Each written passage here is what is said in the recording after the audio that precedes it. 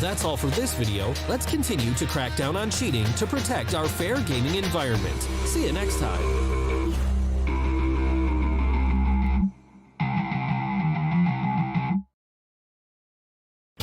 Bot International stock plummets as shocking truth is revealed about using Compound V to make superheroes. Reports show unusual trading may indicate foul play, with some investors earning huge profits off the steep downturn.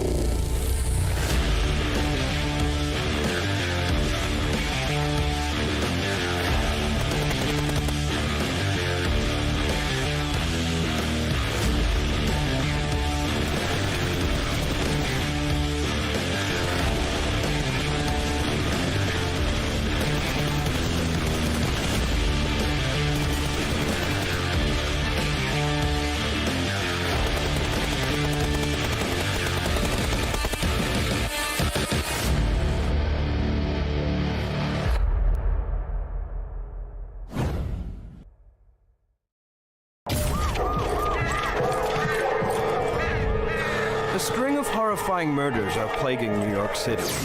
Police have no clues, and the public is recoiling in horror.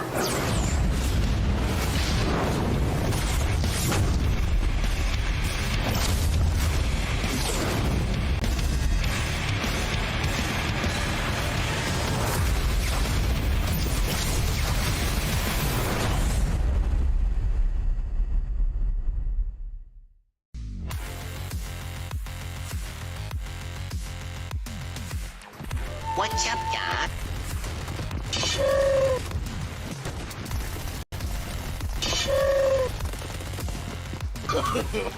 No, no, no, no.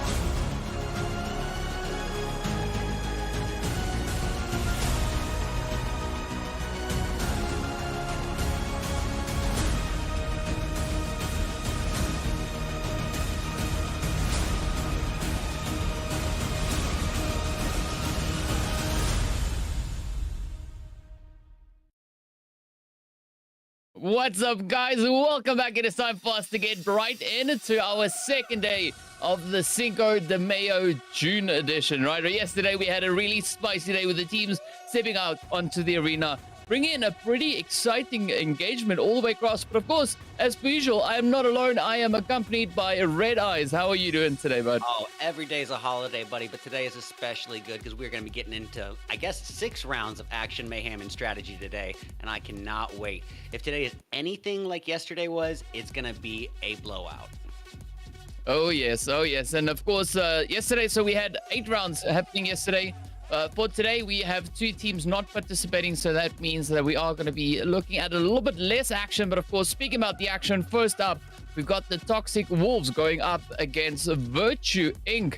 Getting ready for a little bit of that action already. The first point being brought in onto the side there of the Toxic Wolves. And now, I mean, like, I've got my seatbelt on. I'm ready to roll as the teams get straight down to business. Yeah, the Wolves are wasting no time, sending a message right off the bat saying we are here to play. And if you didn't come to play, you are in big trouble. Ooh! But revenge, as we said yesterday, is best served cold, sweet, and fast. And the tie is back. Ventru evening the odds. All right. Oh, come on. Come on. Look at this rush, though. I mean, the team's once again really balanced out. Wolves starting off on a really strong foot already, being able to, you know, kick it off with 3 points to 0. But now, as you can see, the players here from Venture really looking to push it up. And so far, actually being able to get 1 point up ahead, but with that, the Wolves quickly closes that one out. And now it is going to be a bloodbath right there on the end of center. And a beautiful play coming in. Both teams now just evening up that scoreboard once again. Yeah, these 2 teams seem fairly evenly matched here. And one thing that you'll notice is Wolves coming right off the bat with that 3-0 lead. You know, Ventru did not lose confidence. They said quick retaliation, and we are going to get back on the board. All right. Here we come, and also getting taken right on down. Danny 2K now looking to make a quick play there, but it gets picked up and traded. Off they go.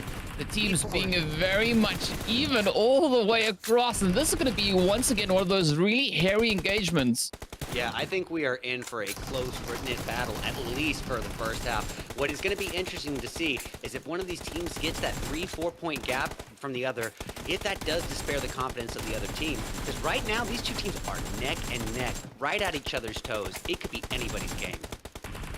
Yeah, it could indeed be anybody's game. As we can see, it is a little bit of a lead now being brought in there by the Toxic Wolves. A 2 point gap. Now all they got to do is look to build up that momentum and just push it even further. Of course, the players here from Venture, they're not going to be looking to make that happen, really, or maybe have that be an option for them. As you can see, Venture looking to try and close up that gap. Both teams now bringing in 1 point apiece once again, but it's still sitting in favor of the Toxic Wolves.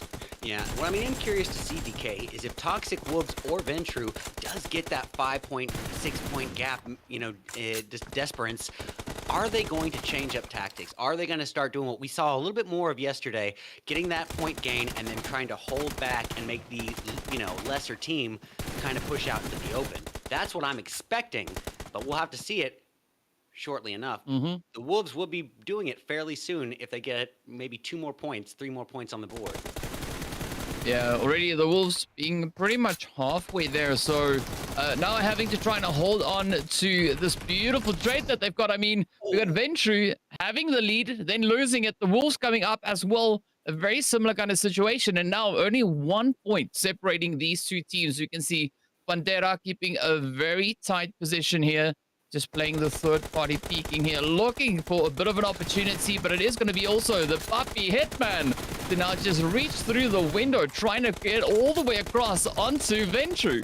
Beautiful shots there by Exnor, and goodness gracious, you are absolutely right, DK. Not one team is finding their comfort zone here. There is not a brief moment to find a moment of comfort here. They are at each other's throats. Danny, wow. Ripped apart. Now, I mean, that was a pretty intense push, though. You'll notice that Exnor was holding the same position that he was holding about a minute ago, so he hasn't had to move around and adjust his position too much, and he is still holding position. This can be advantageous and disadvantageous depending on the match, but in this case, 5 kills to your name is kind of hard to argue with.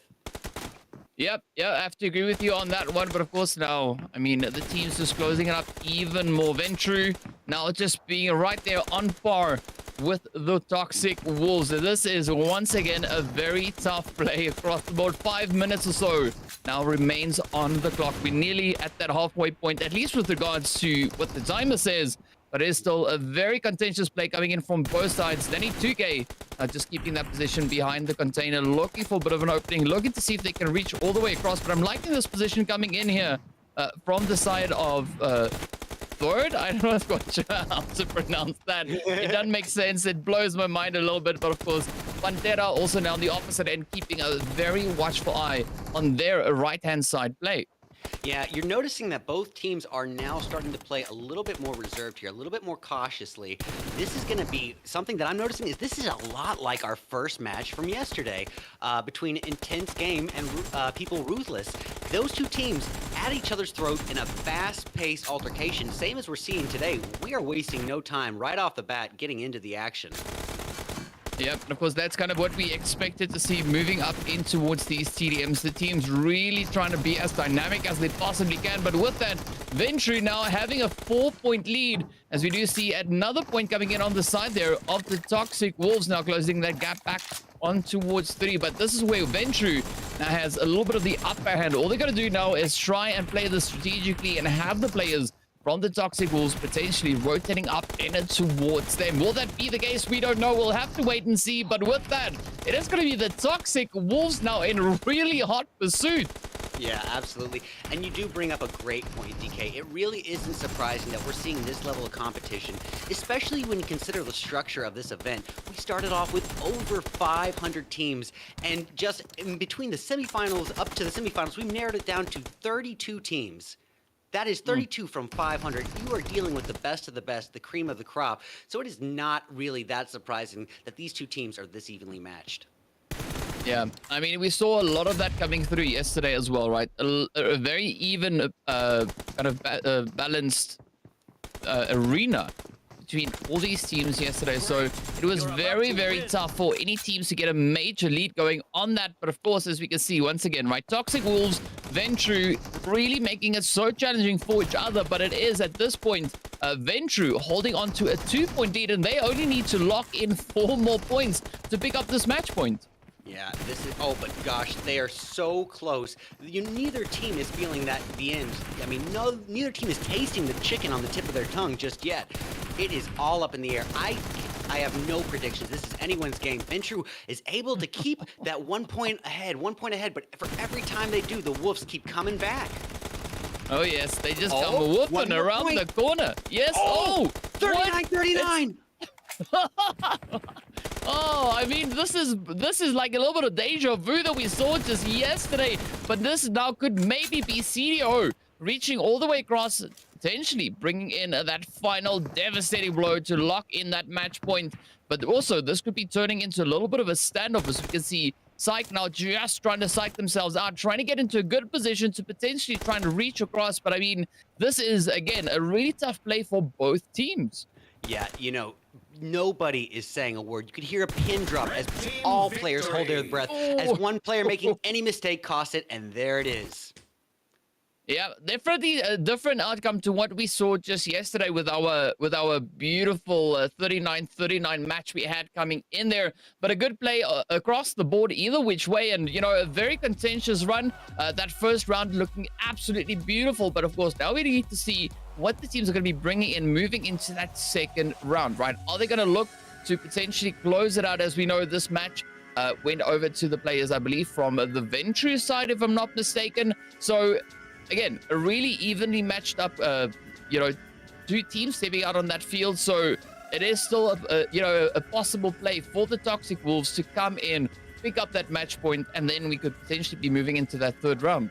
Yeah, absolutely. The Wolves need to keep their momentum going. I understand that this might not have been a victory for them, but they put up a brilliant effort, okay? They are just as evenly matched. It comes down to circumstance, you know, patience and confidence, okay? They've proven that they can keep up point for point, but it's going to come down to who wants it the most. Oh yes, oh yes. So it does turn into a little bit of a mental game as well, and we've spoken about this in detail yesterday. You know, just going about kind of the strategies that these teams are employing as they make their way through these matches. So I'm curious to see what both these teams are going to be doing, stepping up into this next matchup, whether or not they are going to be looking to replicate the efforts once again, because as we saw, that was a 1-point difference moving into the very last place. So I'm expecting a very neck-and-neck performance to come in across the board once again, at least between the Toxic Wolves and the players there from Ventru. Yeah, well, I am curious if Ventru has found their comfort spot, which can be a very risky, position to be in. I often find that after you win that first match, you get a little too cocky, a little too confident, and that can honestly hinder you. We've seen, the Wolves want this. The Wolves want this just as bad. They're going to come out. It could be the mistake on their end as well. They could be putting themselves out in the open, desperate for their points, desperate to try to get a quick win. But this is not a quick win. This is not a sprint. This is a marathon. We are here for the long haul, and they're going to have to keep their eyes on the prize, play it a little bit slower, and we'll have to see. Yeah, I mean, well, we're basing our assumption here on what we saw coming in on that match, right? We don't really know whether or not it was the Toxic Wolves who got the match point, or whether it was Ventru to pick up that match point. So we'll find out once we jump back into the second round to see which team was the team to be victorious. And also just a little bit of an update. We did have our first matchup was supposed to be All Glory Gaming going up against the players there from X9 Esports. But as we know, the players there from All Glory Gaming are not participating today, so it is going to be by default going straight over to the side of X9. So they will be moving on through to the next stage. So it is going to be quite interesting to see which team will be moving on from this point. Will it be the Toxic Wolves, or will it be Ventru to step up and meet the players there from X9 out on the battlefield? Of course, we've got a beautiful lineup of teams coming in a little bit later on as well. We've got the Super Toxitos, we got the Panthers, we've got the players there from Vivo Keat going up against Bernie and Silence. Then also we've got the players from Fraternity up against Cool Gang. As we can see, also Unity not going to be participating. So we have a default getting set over there to Aton Esports. And then near the end of the day, we are going to be having a little bit of that Dope Esports and Zenos fighting it out. And then as well, also Mazexis going toe-to-toe with the Brazilian Killer. So a lot of exciting matchups still making their way on through. Yeah, absolutely. I'm recognizing quite a few names off that bracket, and a lot of them in the Tier 1 category. I see Dope, I see Nizexis, I see the Panthers. All are absolutely prominent in the North American community Tier 1 scene. So I'm expecting exceptional performances from those teams. And let's just give a huge shout out to the performances from X9 and Aton Esports showing up. Top-notch performance on their end for being here. And honestly, you moved it, you advanced, so pat yourself on the back, you're there. But we don't have, I don't know too much about their playstyle, but I know that they show up, and I know that that is par for the course. That's a good start. And we got, let's see, so up next we have Super Toxicos against the Panthers. I am not too acquainted with the Super Toxicos, but the Panthers, I know them, at least in the Classics, to play a little bit of a long haul play. They seem to be more of an in-game performance, but this is a TDM, this is a fast pace, this is a whole different ball game, so let's get into it and see what happens. Yep. Without any further ado, we are going to get ready to hop straight into the action. Of course, we do have a few supporters for the Panthers who's going to be up next in the chat. Also, a nice shout out coming in there for the Toxic Wolves. But, well, here we go, getting straight down to business as the team step out on the field once again. It doesn't seem like the match point actually went to either of these teams, right? Both the players there from Venture and Toxic Wolves, neither of them have a point next to their name. So this could be maybe one of the deciding matches. That is interesting. And my apologies for assuming that Ventru had taken the victory in match one. I thought that you had said something about it at the beginning, so I just assumed that was the case. I hadn't seen a winner either, so who knows? Maybe we're dealing with a closer match than even expected. Yeah, I mean, I'm not quite sure who landed that final blow. Maybe it was just the timer that ran out. It could be anything, but of course, it is now still a little bit of a waiting game to see who's going to be the first team, and then to go straight over to Ventru as they pick up that first elimination. now we do see a quick retaliation coming through there from the Toxic Wolves, being able to garner 2 points there already. So again, we saw in the first round, very contentious coming through between both these teams, but it's going to be a very tough fight all the way to the very finish. Yeah, DK, now, is it just me, or do these teams seem a bit more reserved to come match 2?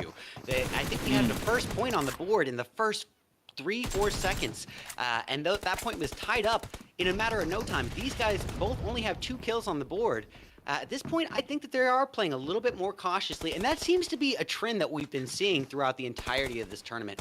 These players coming out on the all-out aggressive come match 1, but match 2 dialing it back a little bit and playing things a little more reserved, a little bit closer to home, trying to wait for the enemy to present the opportunity to them rather than themselves presenting the opportunity to the enemy.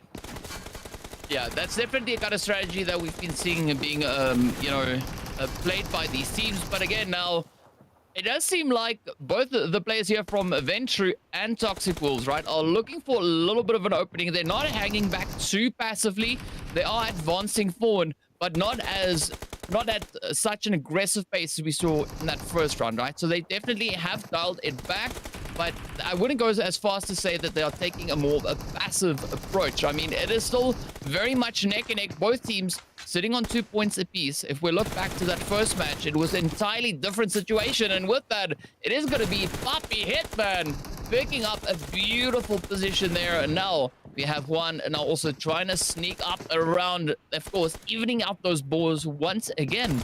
Yeah, DK, you're right. Maybe passive might not be the right word for this. Reserved seems a little bit more appropriate. Reserved and conservative, but passive kind of implies snaking and hiding. That's not necessarily what's going on here. But you know what is going on that reminds me of match 1 is that these players are trading point for point. Mm-hmm. And, Yeah, like, neither team is underestimating the other at this stage. Yeah. Neither team. Yeah, like I've got a term that I use like when people are camping, right? So I've got a term that I use to express that doesn't make it seem as obvious. I call it strategic delayed rotations, right? But we're not seeing any of that coming in on this front, and I'd go as far as to say that the teams are playing this one far more tactically and calculated in comparison to the aggression we saw coming through on that first match. This time around, the teams are really looking to play these angles. And look at this, Juan just rushing forward once again, picking up 2 trades. So Ventru being able to establish a 3-point lead, at least for now. Yeah, and they established that lead in a brief matter of moments. All it takes is letting your guard down, finding a little bit of false comfort for the Wolves, and Ventru capitalizes. I almost thought you said venture capitalizing. That would have been quite funny, but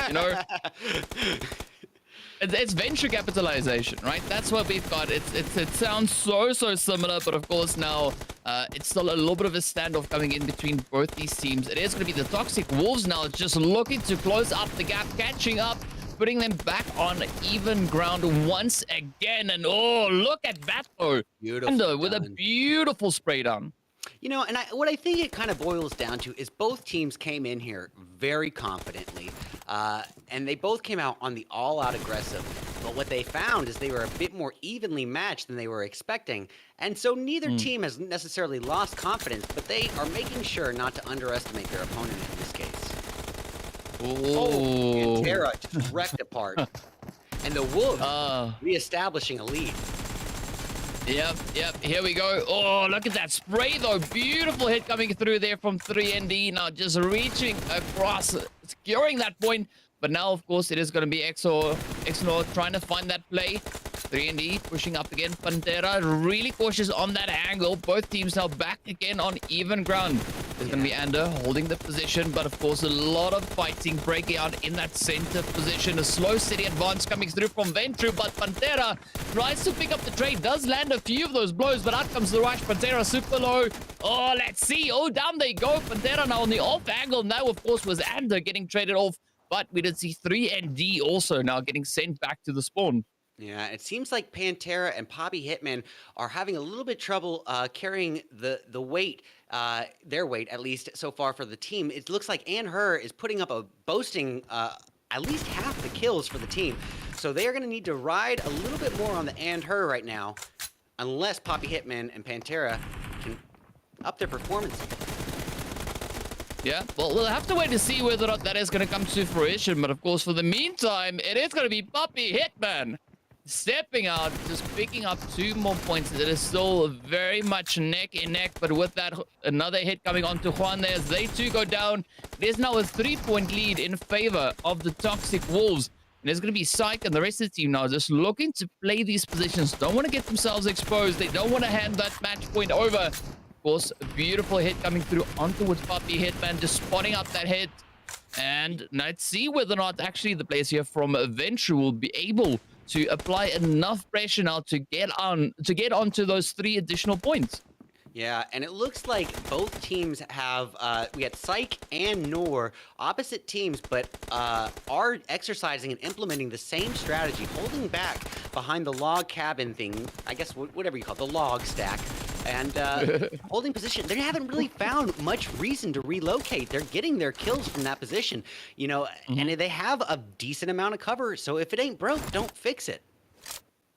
Oh yes, indeed. If it ain't broke, don't fix it. But with that, of course, the Toxic Wolves now just fixing that lead onto 4 points, make that 5 points as yet another one gets locked on in. And this could be a very decisive play coming through. 2.5 minutes left on the counter. And so far, it is looking pretty great coming through for the Toxic Wolves. All they need to do is now just sustain the momentum that they've been able to build up. Currently sitting on a 5-point lead, but this is going to be also now that opportunity for the players from Venture to come rushing on forward and maybe acquire a few more much-needed points. You're absolutely right. These next few moments are absolutely crucial for Venture. They have an 8-point deficit. Now is where they find out how they act under pressure as their confidence altered, because right now they are losing by 33%. The next few moments are absolutely crucial for the remainder of the game. Basically, how they perform is everything. Oh. Beautifully done. Just picking them apart. Whoa. The Wolves really dominating the situation here, finding their footing, finding their momentum, and just running with it. Yeah, but I mean, looking at Venture, right? They're really making a strong effort to try and catch up. But I mean, we saw this here yesterday. Once that gap is kind of established, it makes it so difficult for the opposing team to try and close that up. But of course, a really good effort coming in now from Venture. As we can see, Danny 2K and the rest of the squad looking to create a bit of opening. But with that, it is going to be the end of the road for Danny as they get sent back onto that spawn position. But up comes Puppy Hitman, now just establishing that 8-point lead. Well, you're absolutely right. What we see seems to be the tactic for a TDM is establishing that point lead and then dialing things back, because what happens, the team that is a little bit lesser in points starts to panic.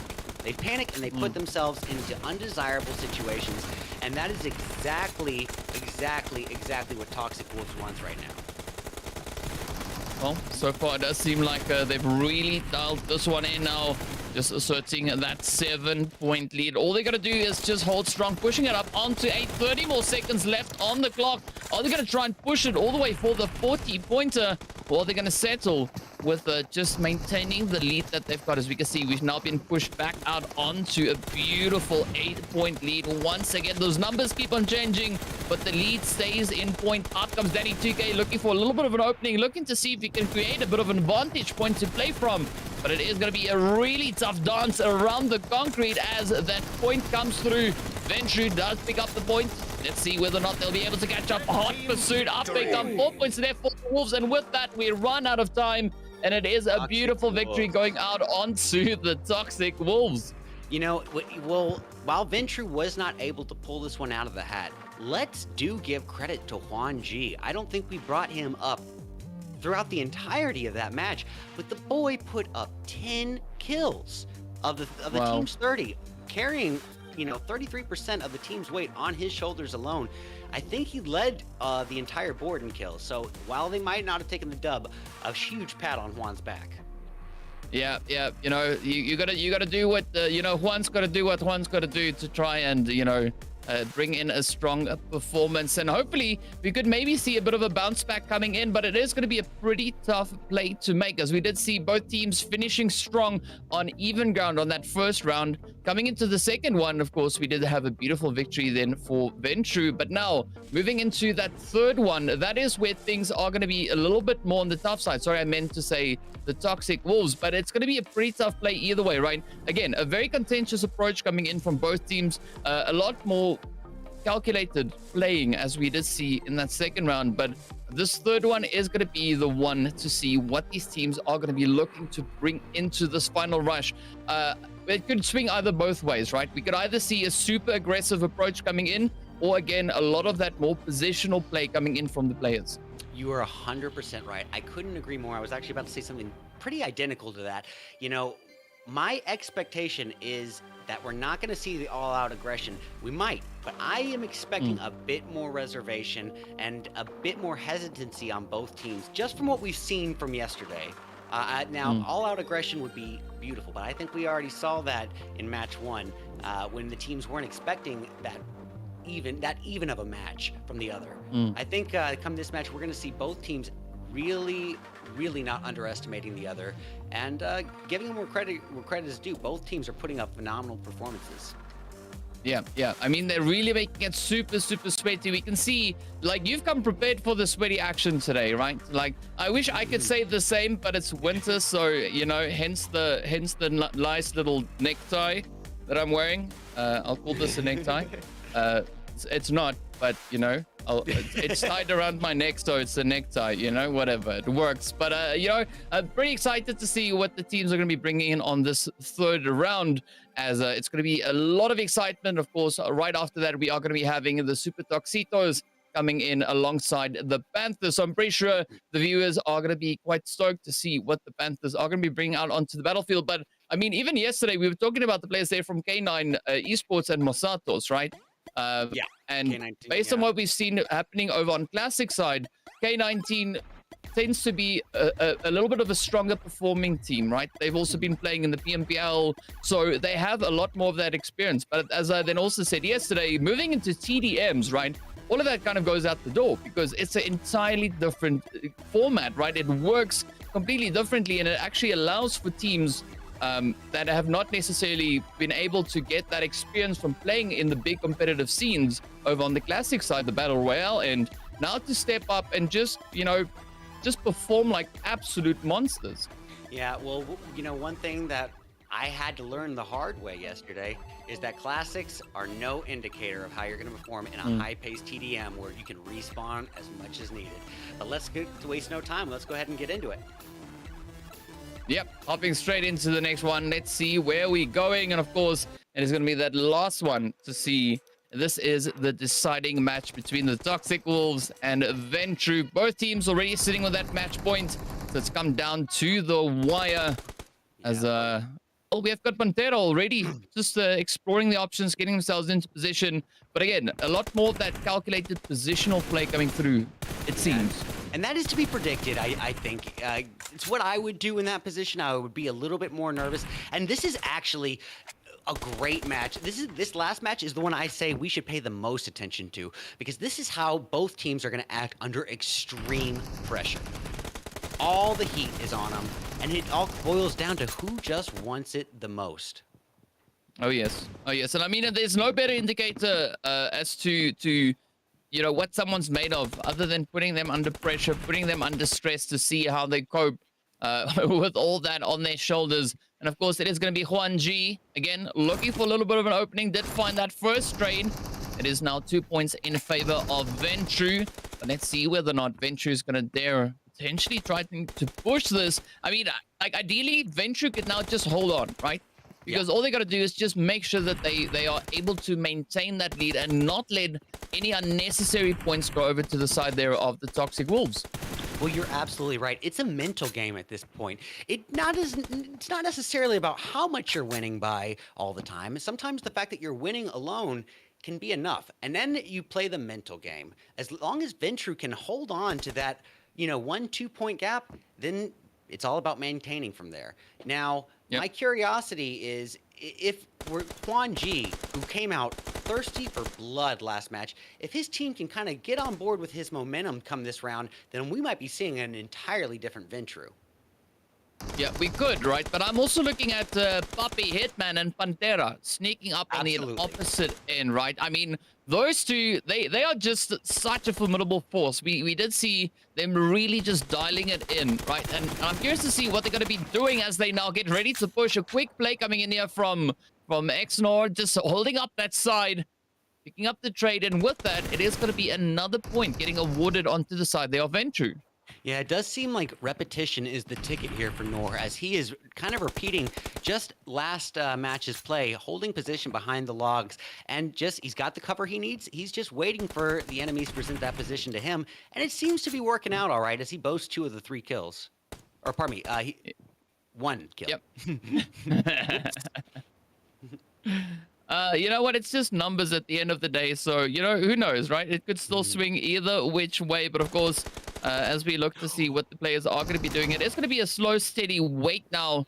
As we've got Juan G just holding up behind this container. We do see a little bit of a potential play coming through there from Papi, Hitman, and Pantera. But a lot of caution. Slow, steady approach coming in. Papi, Hitman making that first initial push. Just trying to see who is situated nearby. But of course, also Danny 2K coming in with some really good coverage on that position as well. Okay, so it turns out I was right with the way I said it about Nor. He is boasting 2 of the team's 3 kills right now, with not really needing to relocate at all. And I am curious if he's going to be holding this position for the entirety of the game.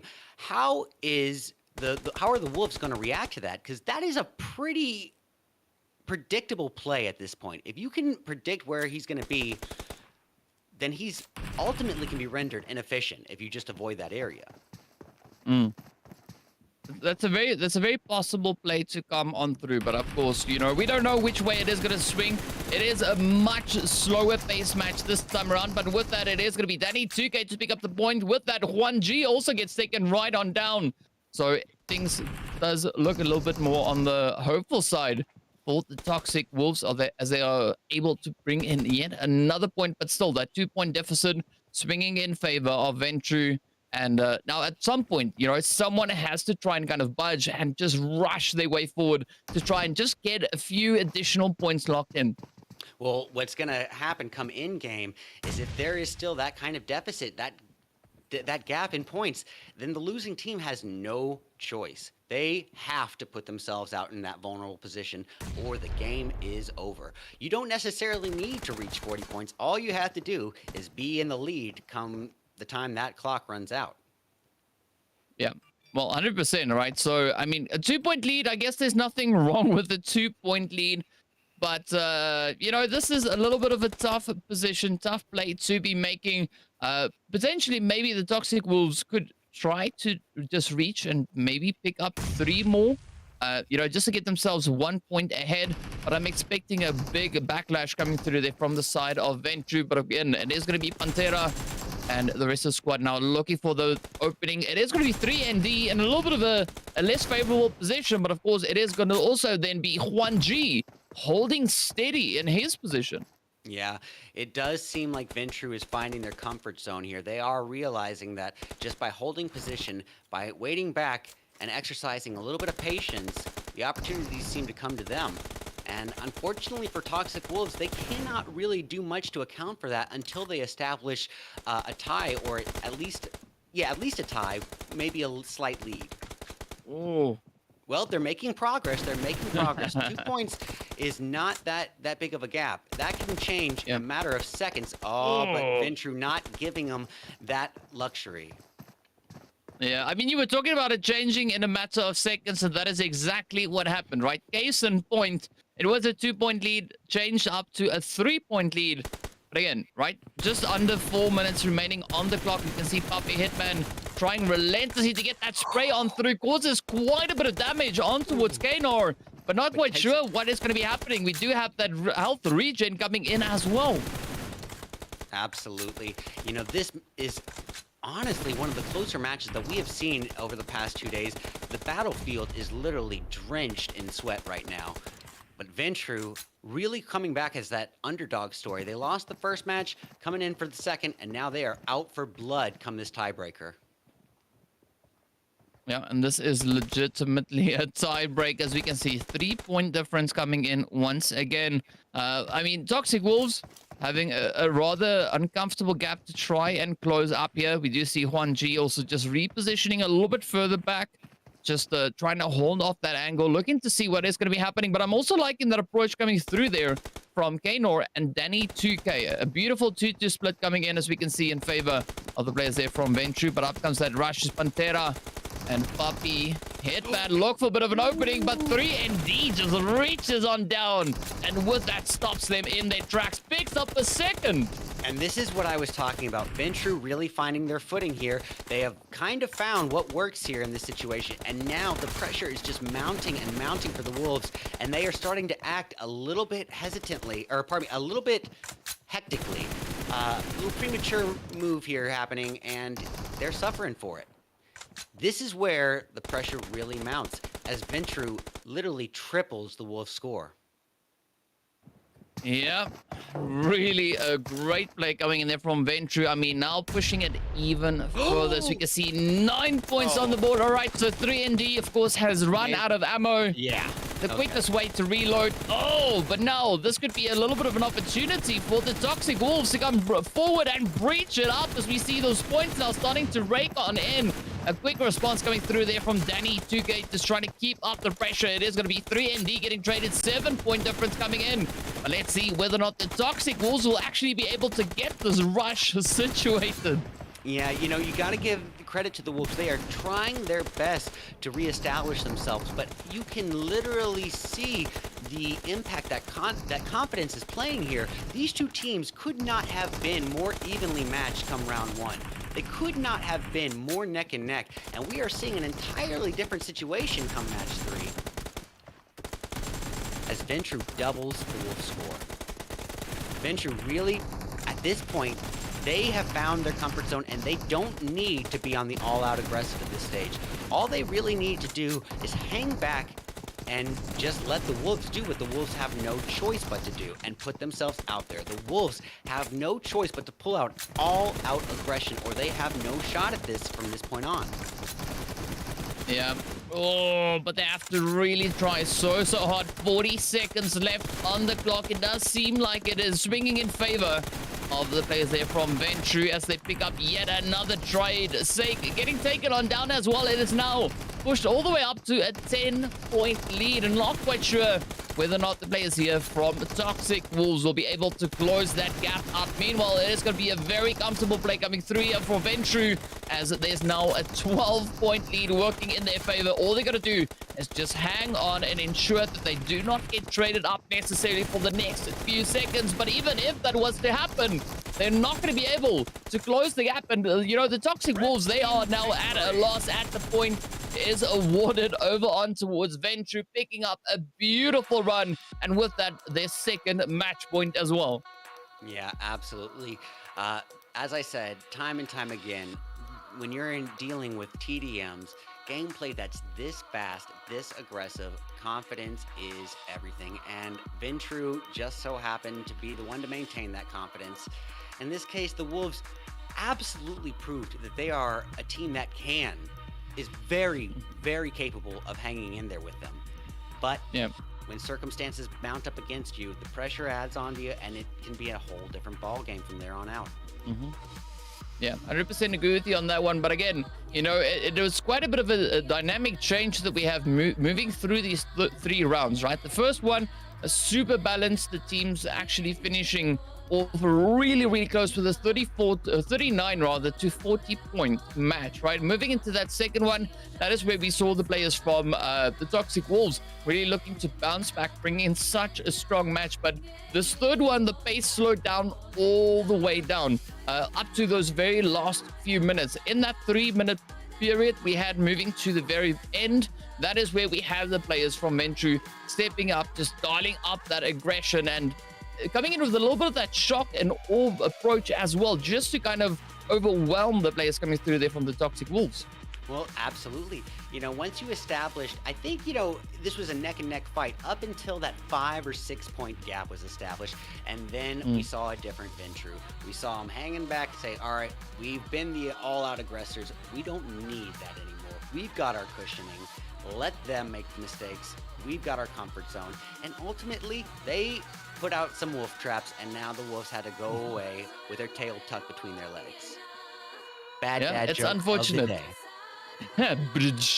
You know, it's unfortunate, but it happens, right? The Wolves getting caught in a trap there. But of course, speaking about that, we are going to be moving into our next matchup, which is going to be the Super Tuxedos with the Panthers. As we can see, both teams, the next matchup we've got after that, it is going to be the Vivo Keyed going toe-to-toe with Burn in Silence. So at least when Burn in Silence is coming through, I would be hoping for a little bit of, you know, that Molly action to come in. But as we know, that's sadly not going to be happening, as we only have M4s and AKs allowed. So, you know, they're just going to make it rain, right? Make it rain some lead fire, something resembling a Molly in some way or form.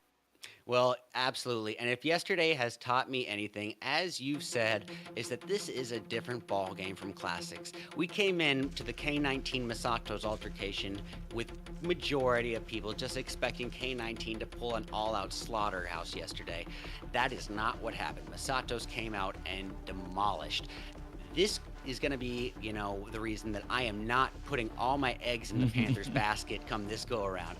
I am expecting a phenomenal performance from them, but this is a different beast. This is TDMs. This is a faster gameplay, more aggressive gameplay where you can afford to die a few times. How are these players going to react? We'll have to wait and see.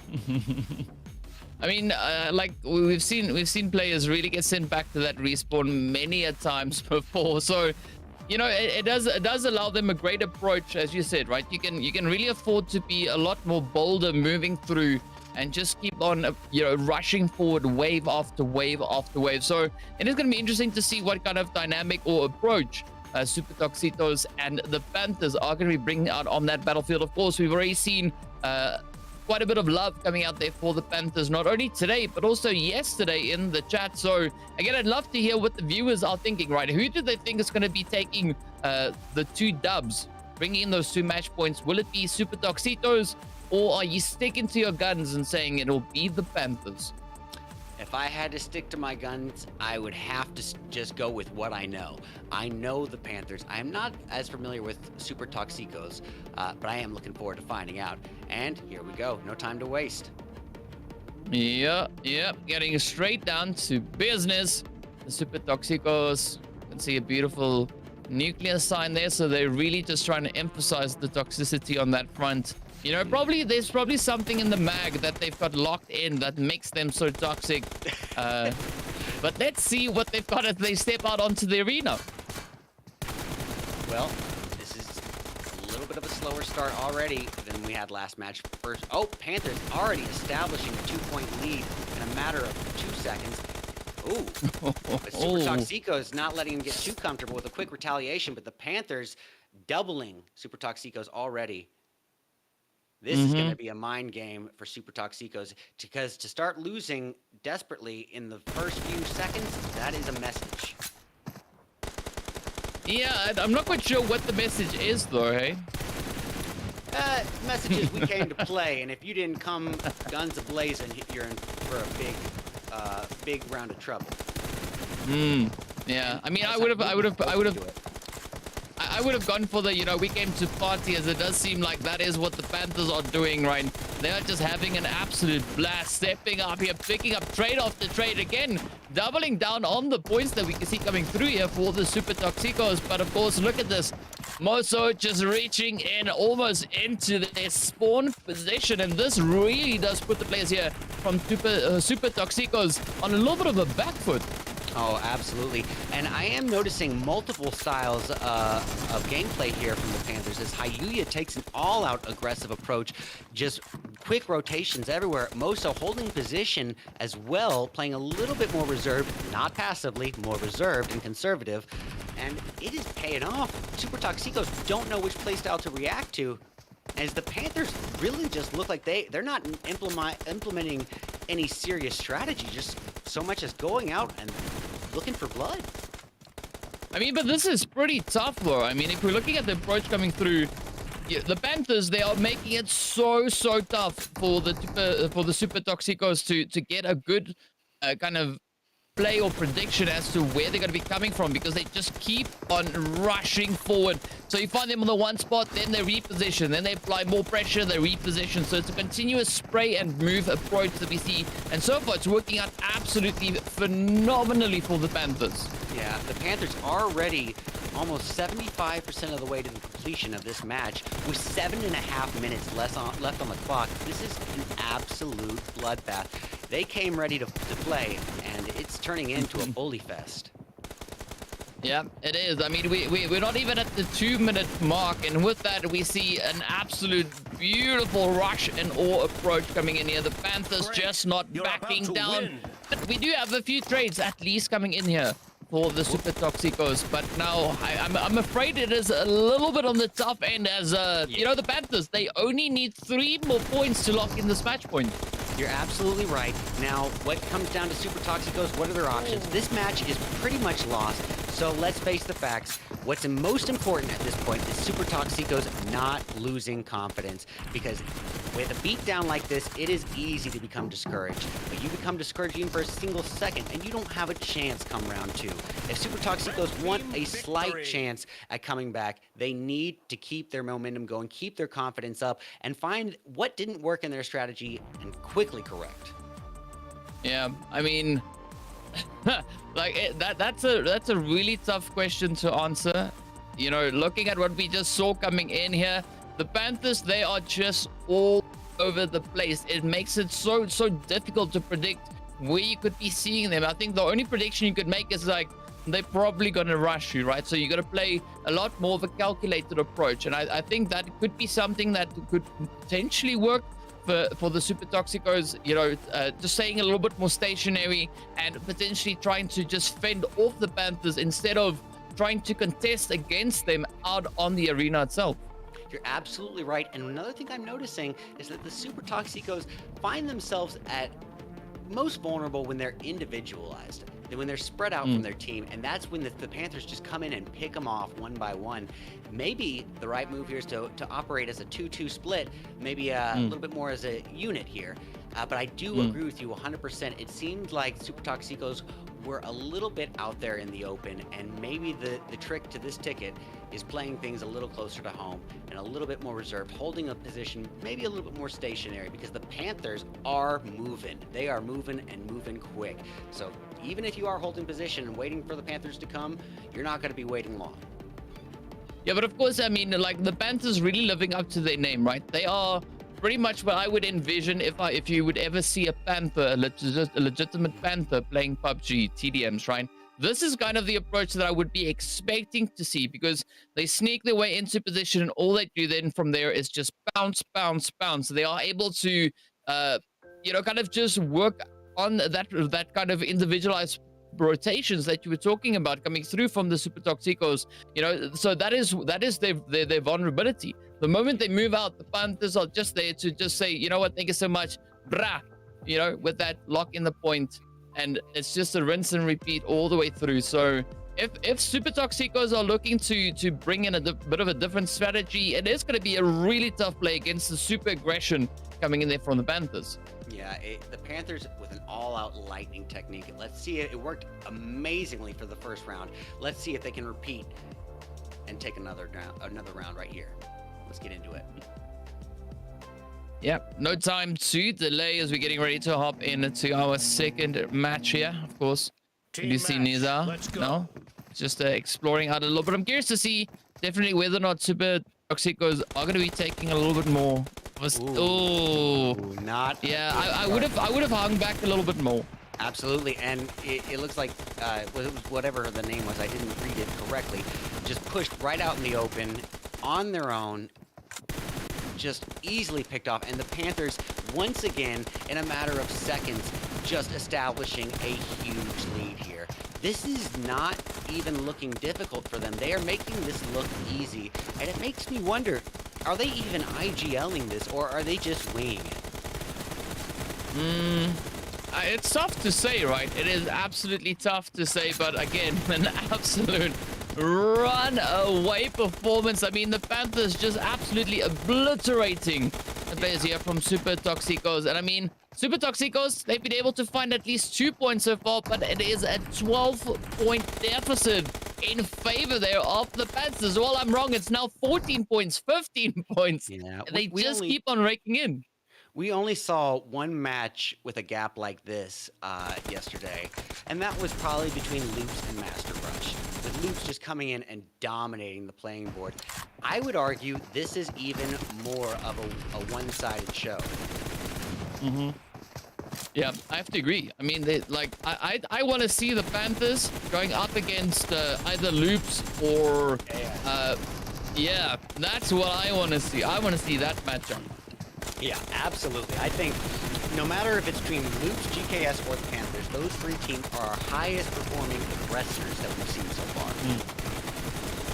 Yeah, 100% agree. So curious to see who will be that fourth team. But with that, we do see, of course, the players here from the Super Toxicos being able to rake in at least a few points, right? At least getting up into those double digits. But again, the Panthers making it super, super difficult for them to get any further. And now it is going to be that rush coming through once again. The Panthers this time around not playing as aggressively, playing a lot more on that calculated approach, but still keeping the tension pretty dang high. See, I would argue that the Panthers are doing just an all-out random lightning approach. I don't think there is IGL callouts happening here because this gameplay is all happening so quickly.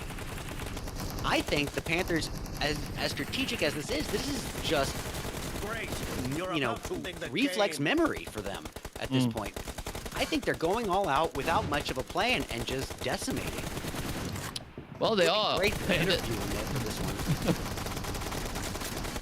One thing's for sure, whether they have a plan or not, decimation is in the cards for them. Victory. As the Super Toxicos aren't even able to get half the points on the board, the Panthers just annihilate them.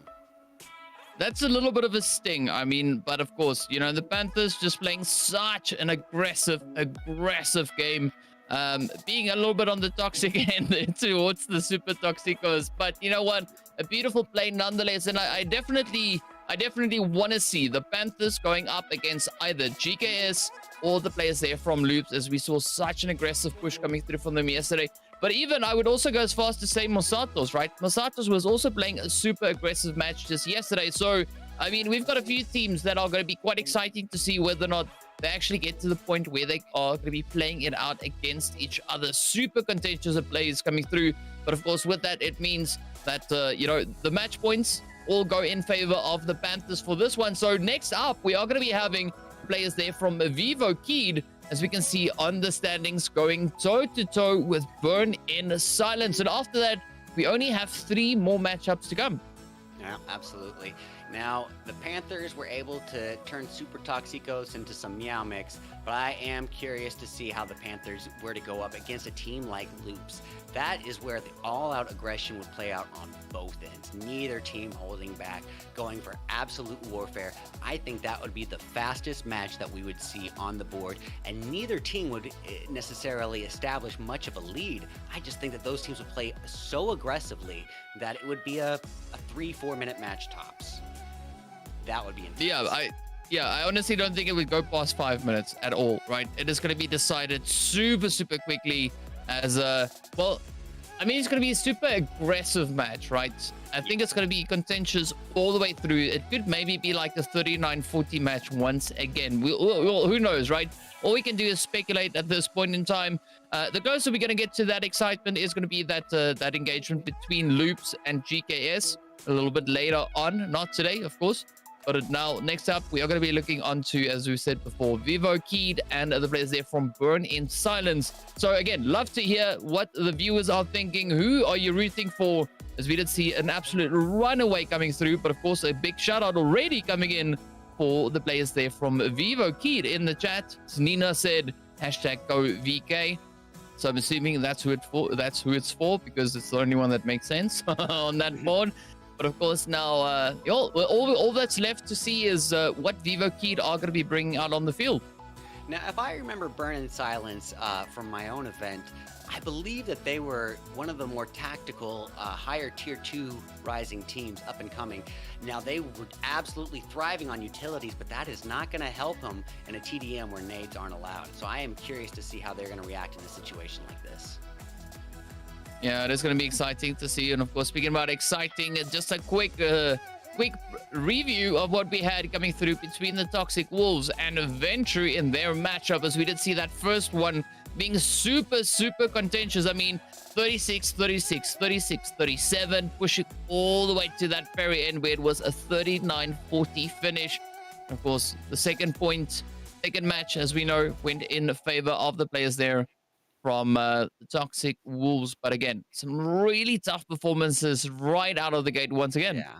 We didn't even have time to grab our popcorn before we got right into the thick of it. That was one of the most evenly matched TDMs I've seen in a long time. Absolutely phenomenal performances on both Ventru and the Wolves End. Really well done. Really well done. Yep. No, it's going to be an exciting one to see what Vivo Keed will be bringing to the field, as we've got yet another shout out coming in for them as well. So, not quite sure if we've got any Burn in Silence supporters in the chat. Love to see them. But now we just wait to see what, when these two teams are going to be stepping out. So, maybe this time around I'll be going with the fan favorite, which is going to be the players there from Vivo Keed. So, I don't know. Are you also going to be rooting for Vivo Keed, or are you going to be swinging in for Burn in Silence? So I got to go with Burn in Silence just because it's what I'm acquainted with. I have never seen Vivo Keed in action, and I'm guessing from what I'm seeing from the viewers in chat that they are the predicted winners here. So I like to root for an underdog. We all like to see an underdog. We all love an upset. I'm hoping Burn in Silence comes out and surprises everyone. Well, all that is left to do is to see what they're going to be bringing on out. And I mean, again, expecting a lot of that sweatiness to come on through, as I'm starting to feel the heat, right? I've even pulled up my sleeves. Things are getting a little bit better, not quite at your point just yet. I'm still going to be holding on to my sleeves. I need them for when I open this door. I'm going to get absolutely obliterated by the cold air outside. But, it's good to see the teams really starting to step up with some pretty hot action. Of course, speaking of the hot action, we are going to be hopping straight into that matchup between Vivo Keed and the players there from Burn in Silence. So let's see what they're going to be bringing out onto the field. Some pretty good logo designs coming in here as well. Liking this Vivo Keed one. As a graphic designer, I'm all about the Vivo Keed one. I don't even think it needs the lettering. I think just the logo itself, nicely done. Yeah. All right. No time to waste as Vivo Keed hops right into it, establishing a kill in the first few seconds, but Burn in Silence wasting no time, retaliating and evening the odds. Yeah, so we got Silo Diego just getting ready to bring in a little bit of that push. We got Missin also now on a slow, steady approach. We get to see if they can maybe reach all the way across. A little bit of a bouncy bounce coming in there. But again, a super aggressive play coming in, as we do see the players here from Vivo looking for that opening. And now it is going to be Yomita trying to sneak up that left-hand side, looking for the potential angle on towards Diego. But it is now going to be Silo on the opposite end, getting taken down there, as we do see Meal now just looking to step on in. Now, it looks to me like Burn in Silence is implementing complete strategy here. This looks fairly rehearsed. It looks like they know who's supposed to hold what corners and win. And at first, Vivo Keed's all-out aggressive tactic kind of caught him off guard. But this stationary approach that they're doing seems to be paying off as Burn in Silence keeps coming back, tying up the odds. Vivo Keed with just a 1-point lead. Oh my goodness. And as soon as Burn in Silence evens the odds, Vivo Keed keeps the pressure on him. Wow. Ooh. I mean, this is pretty spicy action coming in right here, as we can see Adrian also picking up a quick point there, but of course up comes Missin now, just waiting for that quick health regen to come on through before advancing forward. But CeeLo now coming under fire as well. Oh, Adrian getting lasered down as a quick response comes on through. But now, look at this. Missin looking to close up the teams once again now, just point for point matching each other. Vivo looking to bring in yet another one. But with that, it is again a beautiful trade-off all the way around. Oh my goodness, absolutely. Both teams at each other's throats, going toe and toe, neck and neck. Both teams implementing absolute strategy here. Oh! Taken out from a distance, and it is gonna look rough. Now, here's the thing that they need to understand is that both these teams are coming out guns blazing, full aggressiveness. I'm curious to see what's gonna happen once a little momentum is established. Once a little gap in points happens, that's when I think we see the teams in their real state. But looking at the pacing that they've been bringing in so far, I don't think that there's going to be necessarily one team to bring in enough of a point deficit right here to get that insane momentum rolling once again. But of course, I could be swallowing my words momentarily, as it is the players from the side there of Vivo Keed now just picking up a beautiful 2-point lead, looking now to just sustain the aggression, looking to hold these positions. But of course, up comes Burning Silence, also now looking to reach across, but with that, it is going to be Vivo now pushing it out onto a 5-point lead. Yep, Vivo starting off a little bit slower, able to maintain point for point with Burning Silence, but now they are really starting to kick things going. Their juices are flowing, and they establish a 5-point lead. Burning Silence feeling the pressure, absolutely. And this is at the point where Vivo Keith can honestly do what we've seen time and time again from other teams. Once you establish that lead, kind of dial back and let the losing team, or the team with lesser points, pardon me, come out and out of desperation, put themselves out in the open to try to even the odds. Yeah, but I mean, Burning Silence is still a team to watch, right? So I wouldn't really count on that strategy working, especially not in this first round. As we can see, Burning Silence really looking to dial it up, now closing that gap back on towards 2 points. But it is going to be Vivo trying to sustain that now as they push it back. But with that, a quick response coming in. Again, a 2-point difference coming up. But here we go. Trade-off is picked up. Again, back onto 2 points we go. But Vivo slowly inching their way closer to that 40-point objective. They're going to be absolutely relentless in their efforts trying to lock that in. But the same, of course, can be said here for the players of Burning Silence as they now just even out the scoreboard. Yeah, this is two different, completely opposite strategies being implemented here, but both strategies being implemented very beautifully here. We've got Burning Silence holding a more stationary position, while Vivo Keat always rotating, always on the move, and both teams able to keep this neck and neck. I think this is probably on par with the People Ruthless People Ruthless Intense Gaming match that we saw yesterday, or maybe even the Toxic Wolves Ventru round 1 earlier today. Yeah, I mean, it seems very likely. I mean, it's pretty tough to say exactly, but I mean, looking at this again, it is so tough for one particular team to get enough of a dominance locked on through. But we do have Adrian now looking to reach across, of course, getting traded on down. But with that, it gets evened up once again, back onto 36 points apiece. So only 4 more points. One squad wipe is what is left for either of these teams to secure themselves the very first match point. Oh my gosh, both teams so close, 4 points away from just tasting that chicken.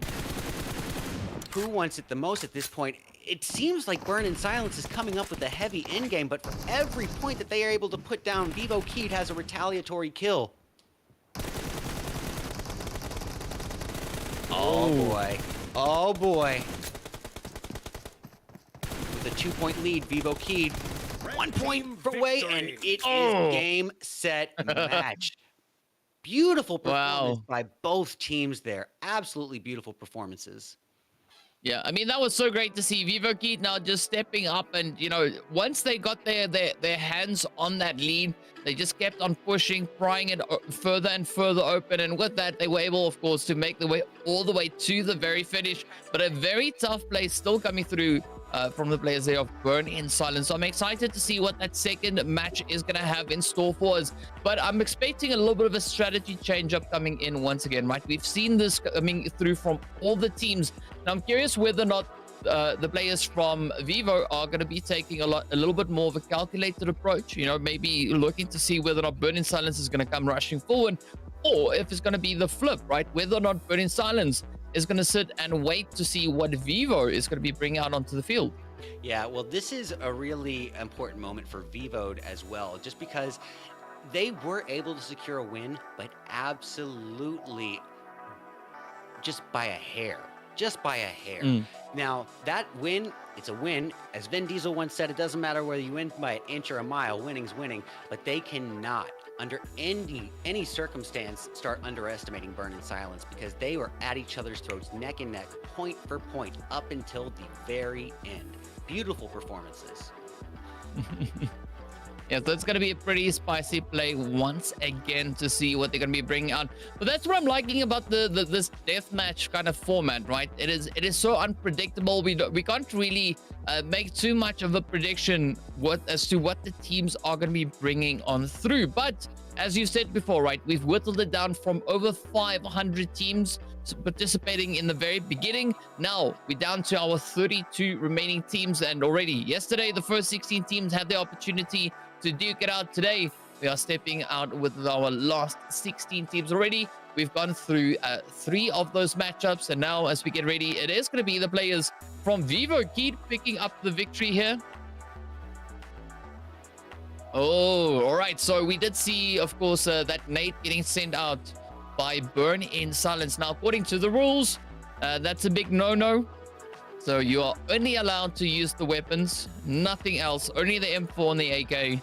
And unfortunately, due to that, Vivo move on, right? They get the match point. They get to go toe-to-toe with the Panthers. So it is going to be a pretty tough play, I got to say, there for Vivo, as we did see a super aggressive play coming in from the Panthers. Yeah, you know what's going to be interesting about that is, granted, we didn't have a lot of Vivo Key to base this off of, but the one match that we did see them for, they were all out rotating, all out aggressive. Now, that is the Panther strategy neck and neck. So I am curious to see if both the teams are going to be trying to implement those same strategies. It's a real shame about Burn in Silence with the nade, because they were putting up a phenomenal performance. I was even going to go so far as to say maybe they didn't need to change up their tactic. It didn't work ultimately in round 1, but they did not come down to some huge loss. They were at each other's throats point for point. It's a real shame, but that is the reason we have rules, ladies and gentlemen, for a reason. Oh yes, oh yes. Yeah, you know, the big no-nos, it's a no-no for a reason. But of course, speaking about that, we have a Fraternity and the Cool Gang getting ready to step onto the arena next up. So again, right, we can come through with those predictions. Fraternity looks to have a cool logo, so we'll base all our predictions purely on logos, as it seems like that's kind of the trend we've got happening right here. So I'm gonna go for Fraternity, because from what I can see, that eagle looks pretty cool. But hey, you know, the flames there on Cool Gang, that also is a very exciting looking logo. So I'm gonna stick with my decision. I'm gonna go for Fraternity, because they probably just gonna wing it. Yeah, well, you know what? As a graphic designer, judging teams' skill based on their logos, I am all here for it. Now, it might not be an effective way to do it, but let's just go with it. Because of the logos alone, I am going to go along with you with Fraternity Gaming. That means Cool Gang has got a lot to prove here. They say we got flames on a power button. Let's see if you mean it. Yeah, you know, they are just absolutely on fire. We'll see whether or not they are going to be living up to their logo as they step onto the field. You know, and like I said, logos is all we can go by, because we don't have much else really to base our opinions on. But as we can see already, it is a 5-point lead now in favor. Well, not 5 points, but, you know, they had 5 points on the board in favor there of Fraternity, as it is now a 2-point deficit. Was about to say 3.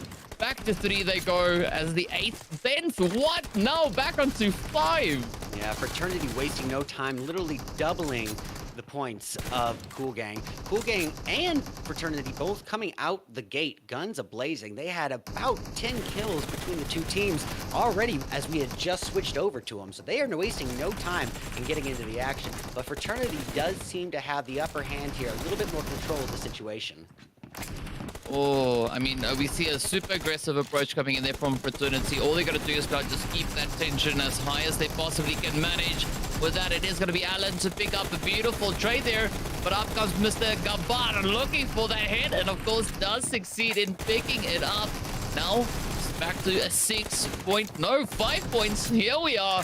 teams really being quite contentious once again. So, I mean, there's still a possibility for the players from Cool Gang to try and close that gap, right? Only 5 points to go, and looking at the pacing that they've been showing so far, it could maybe be a possibility. Well, I'm seeing somewhat of a repeat of Super Toxicos and Panthers, and not necessarily because of one desperate, gap in points here, but more so because of a difference in strategy. We see Fraternity all out, moving around, keeping themselves always moving. Cool in the gang here, holding a little bit more position, holding their corners, and waiting for the opportunity to present themselves to them. But as we saw in the previous matches, that does not seem to be enough. Holding positions in corners works well at certain points, but it cannot be the goal plan for the entirety of the match, it seems. Yeah, 100% agree with you on that one. But look at this, though. I mean, just being strapped in for the ride, just rushing on forward, picking up those trades. And I gotta agree with what Roman3 Gaming just said in the chat as well. The non-stop action in TDMs is so much fun to watch and play. And I gotta say, Roman, it is so much fun to cast as well. It is absolute insanity is happening here on the field. So, I mean, look at this though, right? The players here from the side of Fraternity holding on to an 8-point lead. Make that a 7-point lead as is a beautiful hit now from Abir making its way on through as well. Yeah, absolutely. And if you are Cool and Gang, composure is key right now. You cannot lose focus. You cannot lose hope. You are still very much in the running, but with Fraternity having an upper hand like this could be an opportunity for them to dial things back and make Cool Gang kind of present themselves out to there. But as Roman was saying, TDM's so much fun to watch, so much fun to cast, and it's something that DK and myself don't get to do quite often. We are so used to casting classics where we have these moments of downtime, these pockets of in-between, moments of silence. There is not a single breath we have taken where action has not been on the board. The floor is literally drenched in sweat. You can slip in. I mean, like, even basing it on yesterday, right? Like, you had to take a bathroom break, and it was such a difficult one to go because these teams just make it so tough. They are so aggressive with the points, and of course, it is now Fraternity only needing 4 more points to lock in the first match point. Yeah, absolutely. Beautiful performance on Fraternity, showing that their logo, that our little basis off their logo is in good faith here. We're getting pretty good at these predictions with the logo side, and up comes David now looking to see 1 point. There we go. Match done and dusted. And of course, finishing off on a 12-point lead in favor of the players from Fraternity as they get an absolutely beautiful rush. But again, even the players there from Cool Gang, they were still trying to play that approach, but it was a little bit of an overwhelming play coming through there from Fraternity. So I'm curious to see what's going to be happening in that second match, whether or not Cool Gang will be able to keep their cool and keep their focus, look to maybe contest against the aggression coming in there from the side of Fraternity. Well, I gotta agree with you 100%. It seems like, as I said it once, it seems like Cool Gang was trying to implement the hold the corner strategy. The downside is you hold a corner for too long, your location is known. And Fraternity capitalized on that 100%. So Cool Gang needs to come in here, round 2, ready for a completely different strategy. It's okay to hold the corner for a second or two, maybe for 2 or 3 kills, but if you are still sticking around there 3-4 minutes later, you are going to be picked off like nothing. Yeah. And I mean, that is where the mobility is definitely a good approach, right? You don't necessarily have to bring in a lot of aggression with the mobility, but just staying mobile makes it so difficult for the opposing teams to actually get a good call on what your exact position is, right? We did see that strategy being applied, especially by the Panthers, right? A lot of movement coming in there, making it so unpredictable as to where they are going to be looking to strike in from. So maybe we could see a little bit of that change up coming through from the Cool Gang, but again, a really good play coming in from Fraternity. Yeah, absolutely great gunplay on Fraternity's end. And I think Cool Gang, with an all-out aggressive tactic, we might be able to see a different team here altogether. We've only seen them with one strategy. Let's see how they act under pressure. Now, is the confidence of Fraternity going to be too much? Is it going to overwhelm Cool Gang? We'll have to wait and see. That confidence could be their undoing. Well, who knows, right? I mean, there's nothing wrong with a little bit of confidence. I do think when it turns into being cocky, that is when it becomes a little bit detrimental to the team. But, you know, so far, all I've seen today was confidence, and a lot of that coming out on the battlefield. So who knows? Maybe the players there from the side of Fraternity could be showing a lot more confidence, as they know now, right? They've already got that first match point locked in. All they got to do is try and replicate the efforts that they had in the first round to do it in the second round. And with that, they could be moving on to the next page. And that means that they are going to be meeting up against the players there from, I think it's Aton, right? That's also already moved on through. Yeah. Well, fraternity, by its very definition, literally means brotherhood. And, you know, that when I think about that, I think about team synergy. And boy, oh boy, fraternity had that synergy in round one coming forward. Every man holding his own, every man holding his different positions, every man constantly on the move, working, interlinking with their teammates. That is exactly what Cool Gang needs to do coming into round two if they want a shot at coming back at this. Yeah, 100% agree with you on that. So, I mean, synergy is going to be absolutely essential here. And curious to see whether or not that is going to be a situation or thing, right? Really, I'm not quite sure why I said situation, but you know what? Whatever. It happened. But of course, it is going to be that opportunity for Cool Gang to try and make a bit of a comeback here.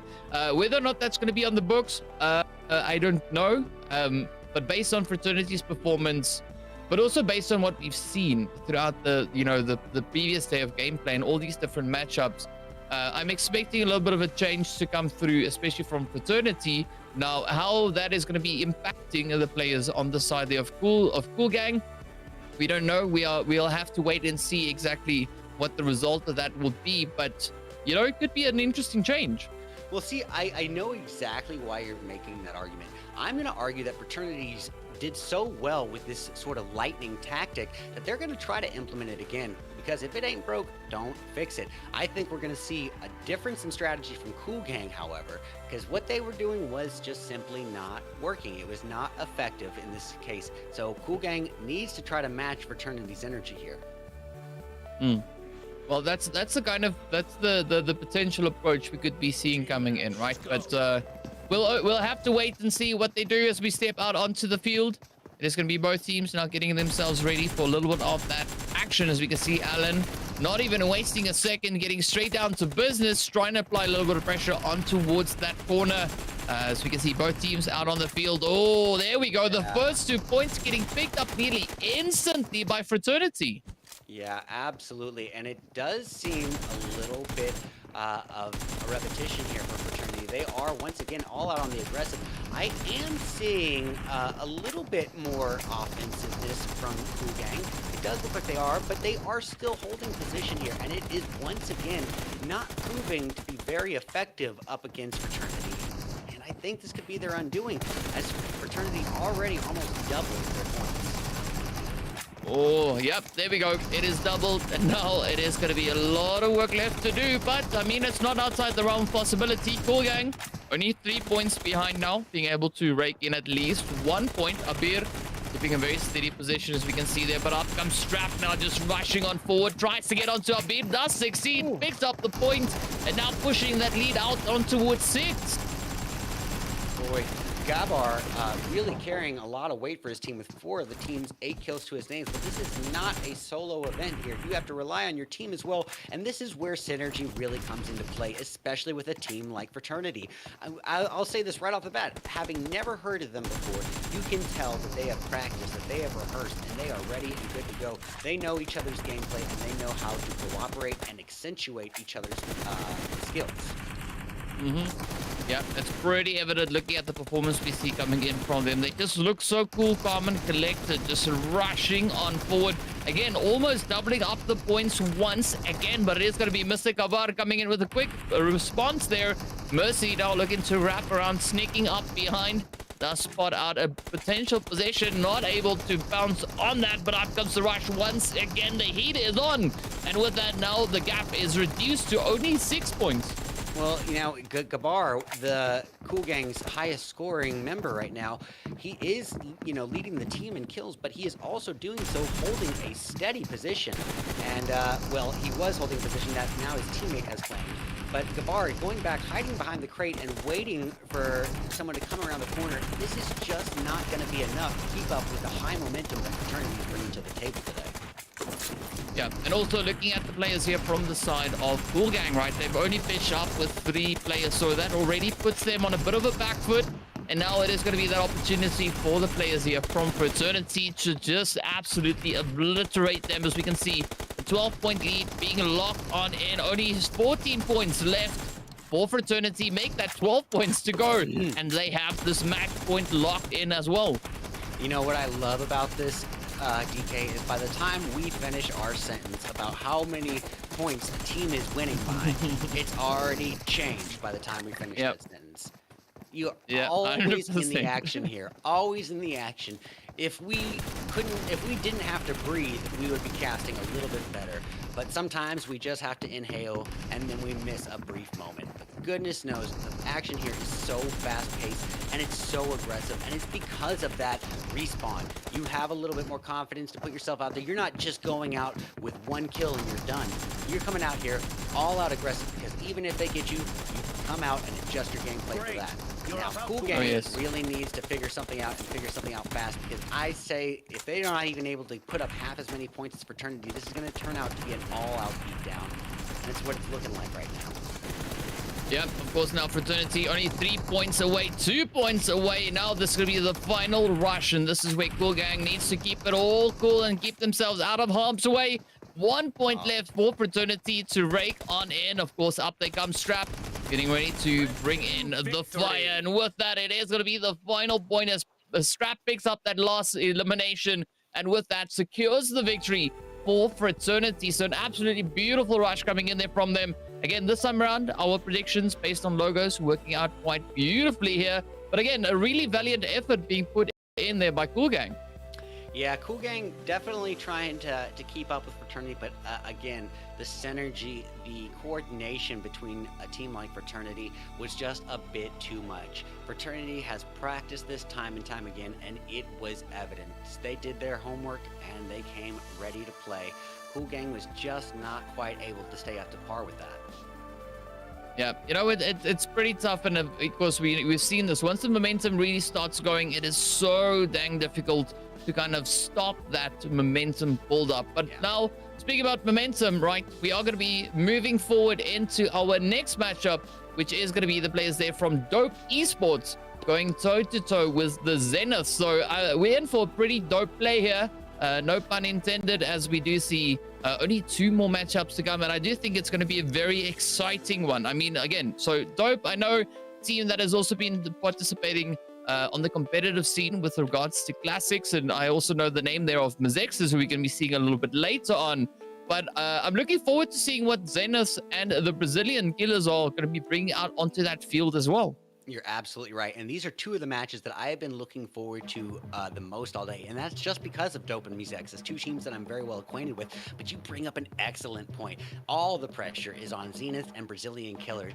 No one is expecting this upset. You know, they are going up against the tier 1 community here. But as we have noted time and time again, if Masato's and K19 has proven anything to us, is that these TDMs are a whole different beast than classics. And if Dope and Mazexes aren't well rehearsed in this TDM, then who knows? That tier 1 might not mean much. Yep. Oh, there's the Panthers just annihilating Super Toxicos. Now, they were clawing their way to victory, right? That was a beautiful shock and awe approach coming in there from them. But curious to see what's going to happen, right? I mean, Dope, Zeniths, again, right? So if we have to get down to the logo business, so we can't go based on what we know about the teams, right? I think we have to wait until we see both logos nice and big on the screen. I think it's going to be a little bit easier. I know what the Dope one looks like, but I want to see Zeniths, right, before I make my prediction. Yeah. Well, I gotta say, I am coming in here a little bit biased. I haven't heard of Zenith, and I am all too acquainted with Dope Esports. Dope Esports is a team that really knows how to perform, but they are sometimes, and I hate to say this, a conditional team. And by that I mean if they are a team that sort of loses their momentum, it can be hard to reclaim it back. So that could be the Zenith's main advantage here. They can come in right off the bat, guns a-blazing, and put Dope Esports at a disadvantage early on. It could affect their confidence, and this could be the ticket that Zenith needs. Yeah, I mean, that is definitely a potential strategy for them to utilize. Whether or not they're aware of that, we don't know. We'll have to wait and see what they bring on forward. But again, just looking at this performance coming through from the Panthers, and of course also the players here from the side of Fraternity. I mean, this was such an exciting match to witness, and again, a lot of aggression being shown there by Fraternity. So if I have to choose from the lineup that we had today, I definitely want to see Fraternity and Panthers, right, meeting each other out on the field. Yeah, and that is no disrespect to the other teams. Vivo Keed could have very well been one of those teams on the all-out aggressive side, but we saw them up against Burn in Silence, putting up point for point. So I do agree with you. I think the Panthers and Fraternity are going to be our most action-packed match of the teams we've seen perform today.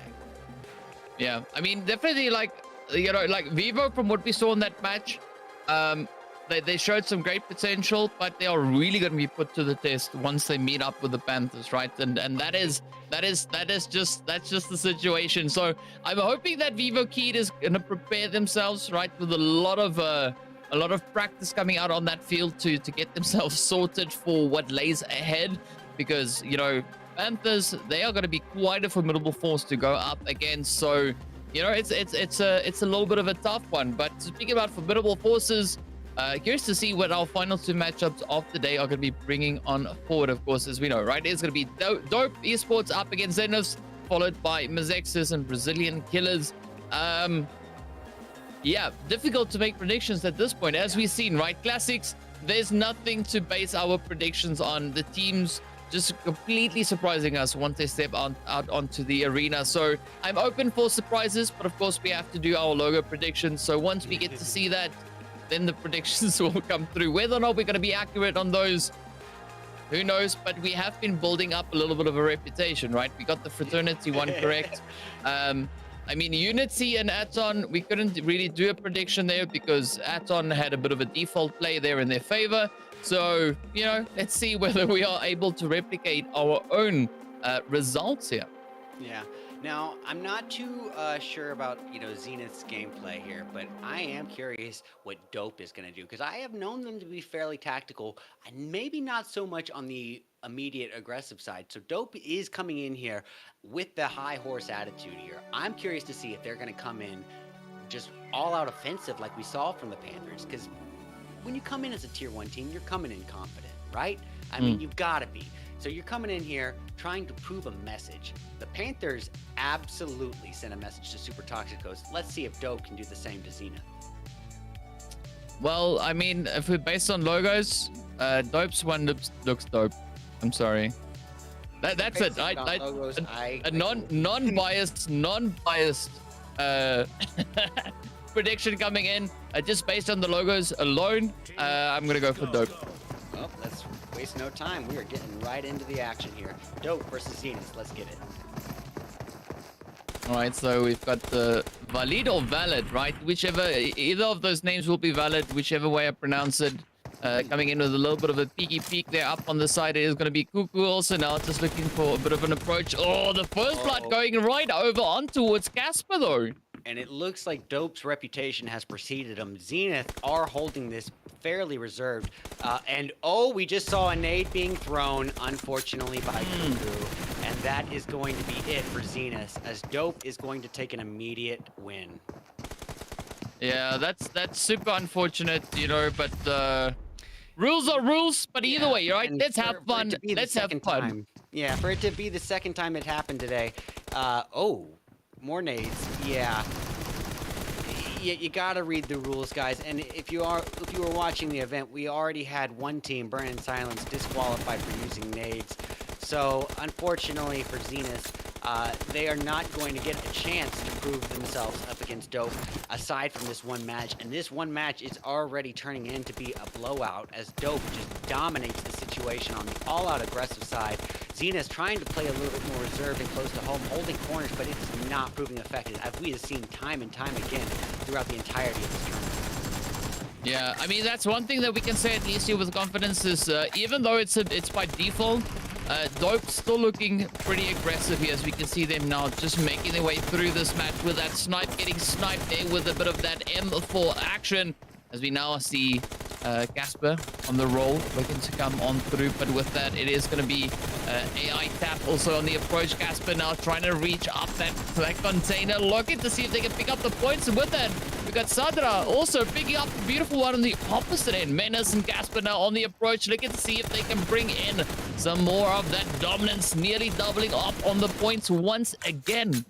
Yeah, and if you are Zenith at this stage with Dope already almost doubling the points, you have to realize that this tactic that you're doing is not effective enough. And that is the point where Zenith needs to start trying to manage Dope's energy, come out on the all-out aggressive. And you know what? They don't really have a lot of options when they have a 6-point deficit.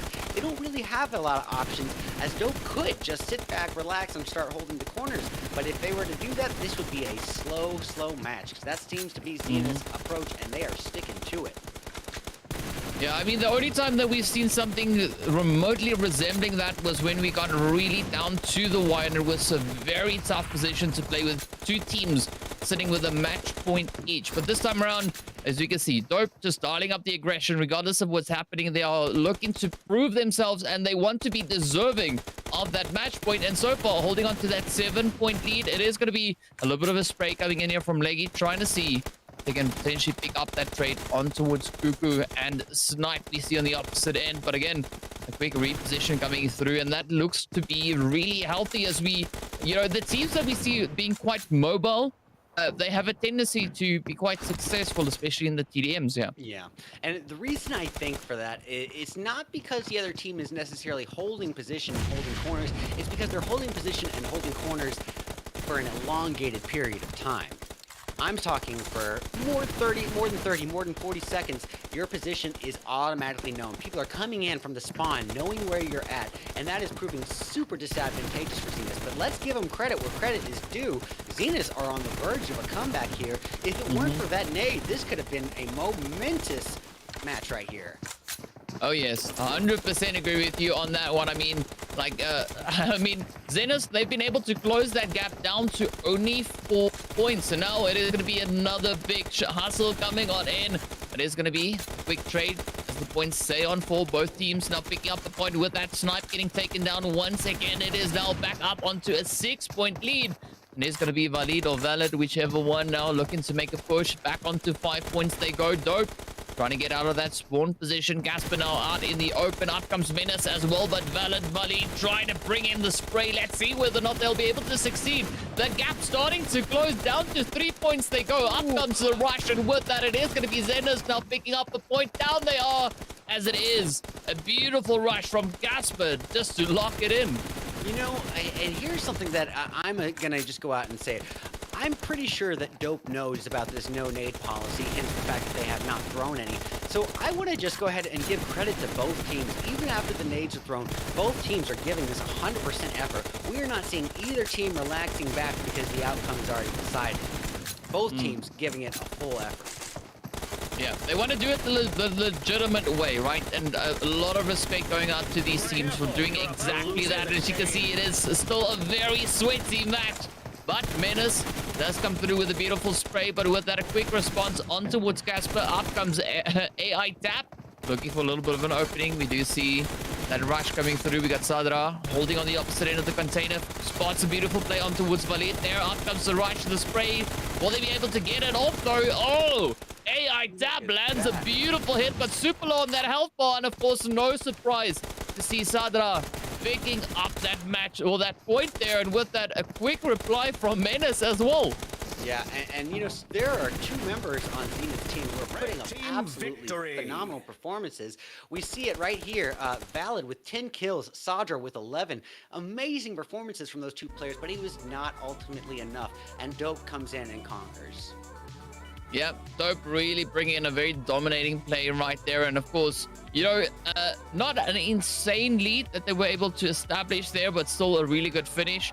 As we did see, it was very much neck and neck all the way across. And again, a valiant effort being put in there by Zenus, but unfortunately, as we did see before, we had that nade getting sent out, and that was also the deciding factor between Vivo Keyed and Burn in Silence. So by default, we know what's going to be happening next. So that means we are getting ready to very soon move into our final matchup of the day, which is going to be Mazexes and the Brazilian Killers.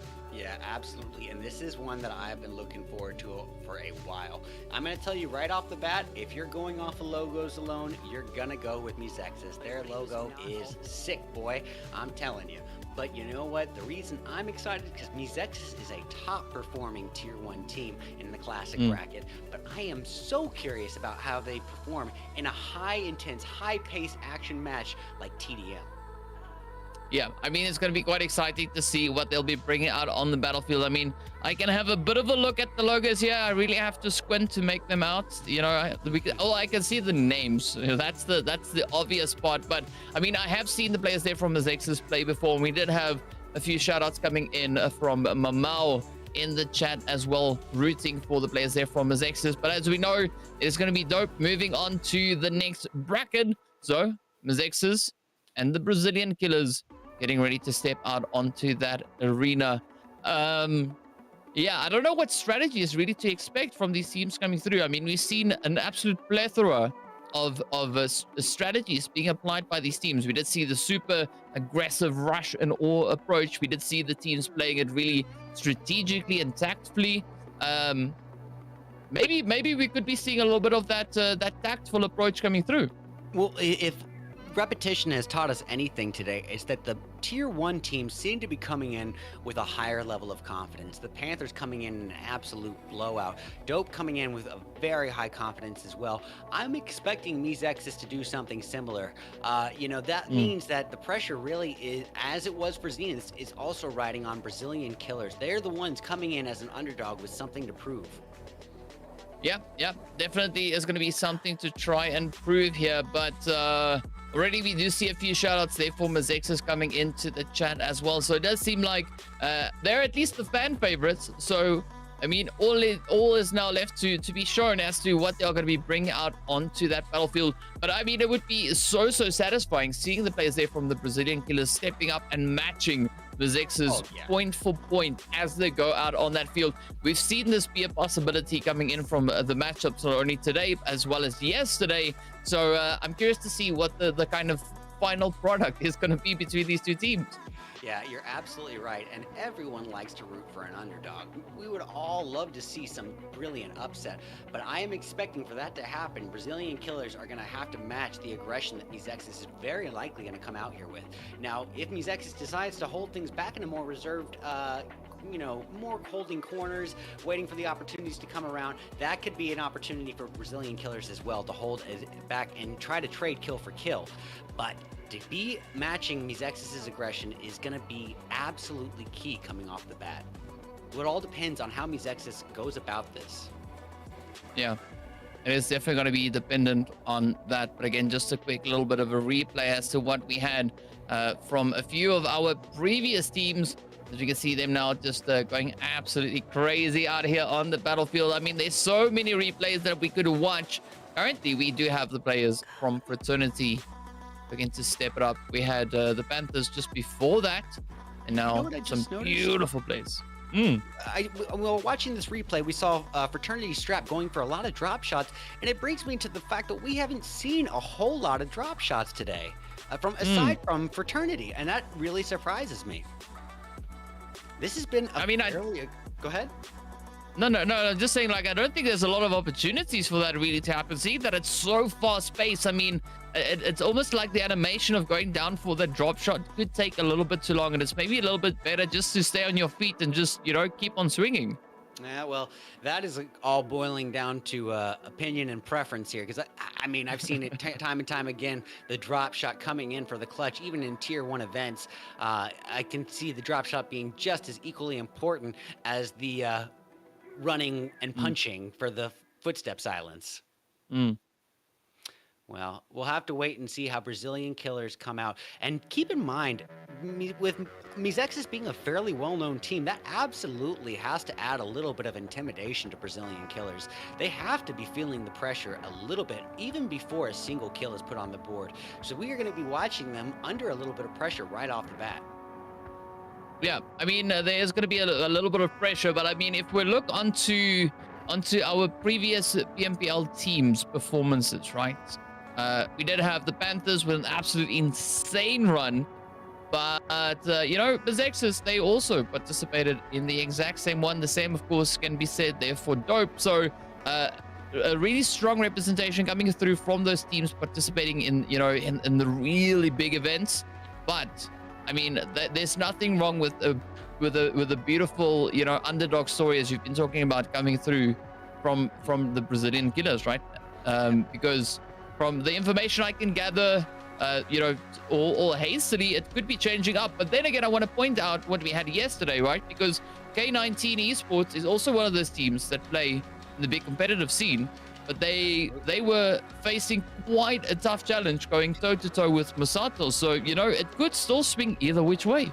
You are absolutely right, but K19 has, as of late, been a bit of a fresher team, rotating members, as well as just having a little bit of trouble establishing some synergy in a lot of their main events.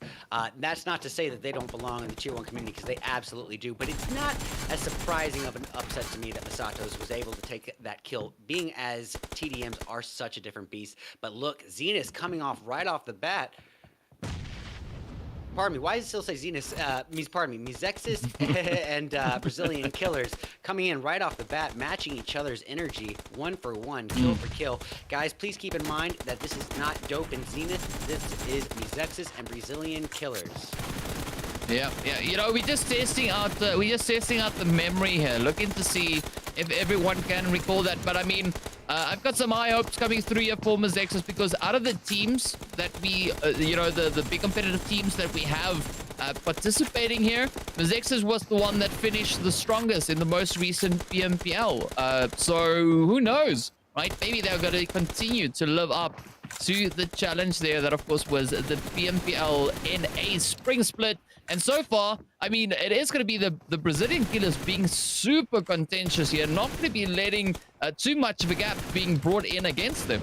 Yeah, well, I am gotta say, Brazilian Killers really holding their own in this situation, matching kill for kill, but Mizexis with a brief moment, just a brief moment is all it takes to establish that 2-3 point gap, and Mizexis is already doing so.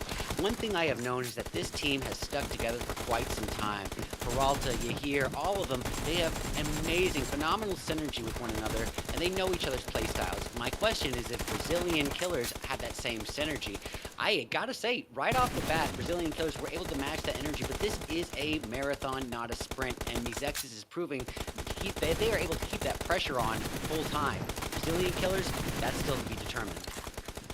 Yeah, it is to be determined, but of course, looking at the Brazilian Killers' performances in their very own PMPL as well. So we've got another team, but of course, they were coming in from that Brazilian side, right? So they finish up in 14th place overall.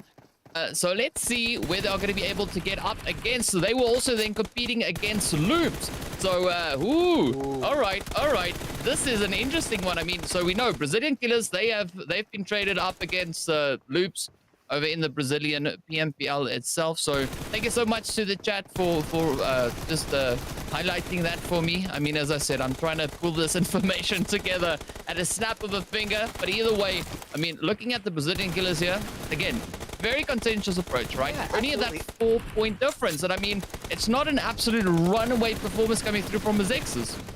Yeah, absolutely.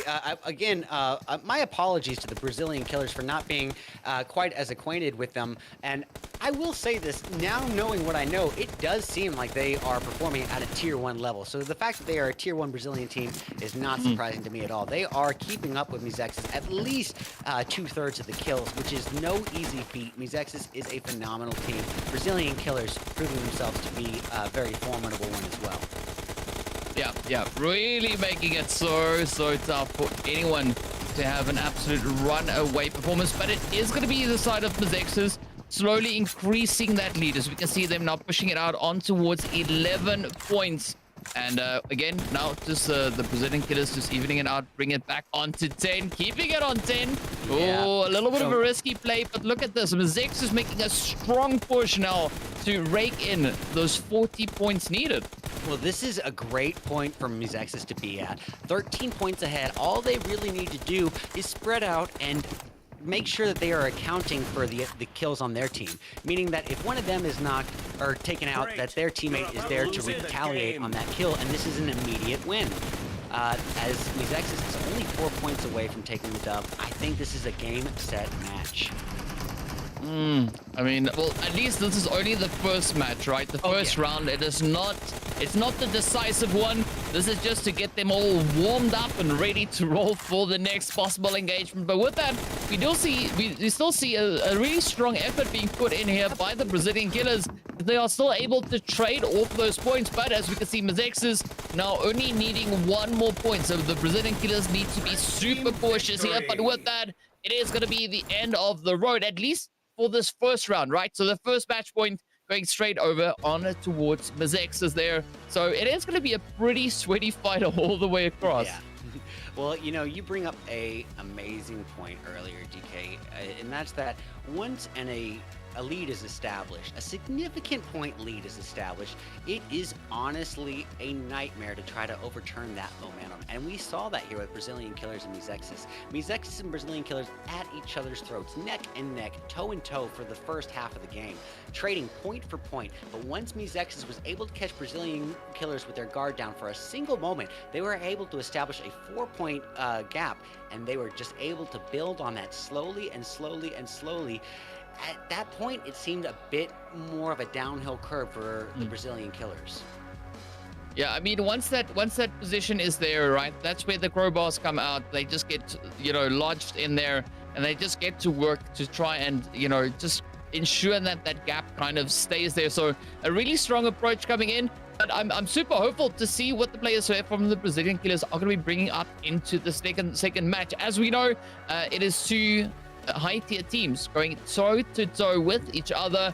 First round, two Mizexis. So second round could potentially then be going straight over to the Brazilian Killers themselves. So going to be exciting to see whether or not that is going to come to fruition as these teams get ready to step out onto the arena once again. But looking at the approach coming through from Brazilian Killers, right? They do possess a lot of potential, at least with regards to TDMs, right? Moving on through, but again, they need to now ensure that they can close any potential gaps as quickly as they possibly can, because, you know, we've been talking about this. Once that gap's there, it's so challenging to get it in, to get it done. You bring up a great point, and honestly, I don't think that their loss comes down to a failure of strategy. I think their strategy was solid. I think it comes down to the momentum and confidence. Once Mizexis established that lead, they were able to just slowly pile onto that. And so this is really going to be riding on Brazilian Killers. Are they going to be coming in with a little bit of a discouragement? Because if so, this could be a landslide defeat for them. They need to keep their head on the swivel, keep their eye on the prize, and just come in out guns blazing. Mizexis, we know, is going to do that. So Brazilian Killers have to match that energy if they want a shot at going to a tiebreaker. Yep, definitely going to have to try and bring that through. And I have to agree with what Alexandra was saying in the chat, right? That was insane, right? Absolutely crazy performance coming in from both teams out on the battlefield there. And now, as we can see, we're getting ready to roll on through into that second match, of course, jumping straight up into the action, going directly into that split view, because there's so much happening between these teams, as I don't think like a single perspective is going to be doing any of this any justice. Yeah, absolutely. You are right. Both teams performing at an elevated level here. Brazilian Killers showing that they can keep up kill for kill, as they only trail by 2 points at the beginning of the game. Oh, but look, Mizexis is feeling confident, coming in with literally an 80% lead over Brazilian Killers already. This could be the discouraging landslide that I was talking about. Oh. And this is not a downplay to the Brazilian Killers' skill. They've shown they can keep up. Yeah, I mean, it's just an absolute brutal push coming through there from Mizexis.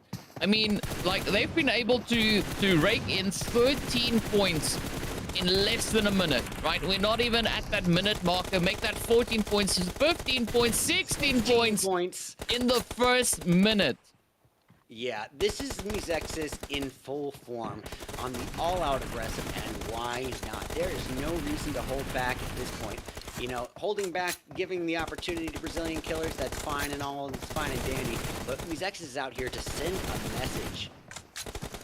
And that message is, we are on top. We came to dominate this tournament. It's a message to teams like the Panthers saying, hey, you're not the only ones who can dominate a situation. Yep. I mean, it's pretty spicy, right? So, I mean, it's not really surprising to see this kind of performance coming through from Mizexis, right? As I said before, looking at what we had in the PMPL standings, right? Out of the teams we have here from the America side, the North America side, Mizexis was a little bit higher up on that leaderboard, and we can see a lot of that now being like pretty evident right here out on towards the battlefield, as they are just absolutely demolishing players there from the Brazilian killers. But there could still maybe be an opportunity for the Brazilian killers to make a comeback, but they're gonna have to piece it back together very, very quickly. Yeah, and to make a comeback on this magnitude and this scale means that Brazilian killers not only need to slow Mizexis down, they need to halt them in their steps where they stand. It needs an absolute, complete change in gameplay to the point where they are able to put Mizexis in an immobile position here. Unfortunately for them, Mizexis is just not affording them that opportunity, as they are already only 3 points away from establishing the victory. But we saw a very similar approach by like this coming out from the Panthers as well, right? Absolute shock and all rush just coming in. Yeah. Just catching Brazilian killers off guard there. No time to react. That is all instinct. No time to implement strategy. That is all instinct and muscle memory. And Mizexis shining through with it. Look at that logo. Yeah, you know, like a bit of a dream catcher, so they are catching dreams right here, as we can see out on the TDM battlefield. So a great run from them as well. Absolutely dominating performance. So, I mean, based on what we've seen today, Mizexis and Panthers, right, coming in with a very kind of similar approach out on towards that battlefield, right? Super aggressive, super mobile, and just not letting back at any point, not allowing any openings to be created, and just being absolutely relentless in their efforts. Yeah, you're absolutely right. I gotta say now, you know, we made a prediction earlier, but now at this point, I'm gonna say it's not gonna be the Panthers and Fraternity that I want to see. It's the Panthers and Mizexis that I want to see square off. Because boy, oh boy, both teams coming out all out lightning tactics, just all out fast gameplay, full aggression, no hesitancy. That would be the fastest match. Yeah, absolutely. That was a little bit on the brutal side as well. But of course, just to give the viewers watching a little bit of an idea as to what the teams did today and who finished up in which positions, they're going to be taking a quick look at that bracket to see. Also, just a bit of a reminder as of what happened yesterday, and of course, what our results were for today. So without any further delay, here we hop straight up in towards the actions. We can see yesterday we did have the players there from People Ruthless, as well as Captain. Moving on through, we had Phantom Reborn and Blackwater, Loops Esports, and GKS, as well as Eaststorm and the players there from Masato's Esports. For today, we had X9 Esports and Virtues rather. We had the Panthers and Vivo Keyed, as well as Fraternity and Aton. And then, of course, we had Dope Esports and Mizexis moving through to those next rounds. And, of course, speaking about the next rounds, right, we are going to be having our next round of play, these final few matchups coming through on the 18th. And, you know, it's going to be at the exact same time. So be sure to join us back again on the 18th as we get into our final 2 days of play to see which teams will be the teams to walk away with the Cinco de Mayo Deathmatch June edition. Right here, of course, I did see in the chat earlier, today is the Cinco de Junio day. So, you know what? It's a month later, but it's fine. You know, still continue on with the Cinco de Mayo. But some pretty sweaty action coming in from these teams either which way. Yeah, and I'm expecting next weekend to be an absolute blowout. We have seen elevated gameplay, but now it's the winners facing the winners. So talk about pressure. X9 and Aton Esports coming in, just getting a freebie pass onto the finals. I mean, good on you, but boy, talk about coming in with something to prove, because you are coming in up against some killers. Well, better get your practice in, get your synergy up, because you can bet your butt that the Panthers and Mezexes have already done so. Yeah, I mean, it's going to be a pretty tough play. Just based on what we've been seeing over these past 2 days, it's going to be very exciting to see these teams step out on the battlefield going toe-to-toe once again. So on that note, we are going to be ending it here for today. I hope you guys enjoyed the insanity, which was TDM action right here in the Cinco De Mayo Deathmatch. We look forward to seeing you back in the next day, so be sure to join in back on the 18th and the 19th for those final days of play coming in between these teams. Until then, guys, have an absolutely phenomenal time, and we look forward to seeing you all back again really, really soon. Stay safe. See you guys next weekend. Have a great night. Have fun. Be safe. Be kind to one another.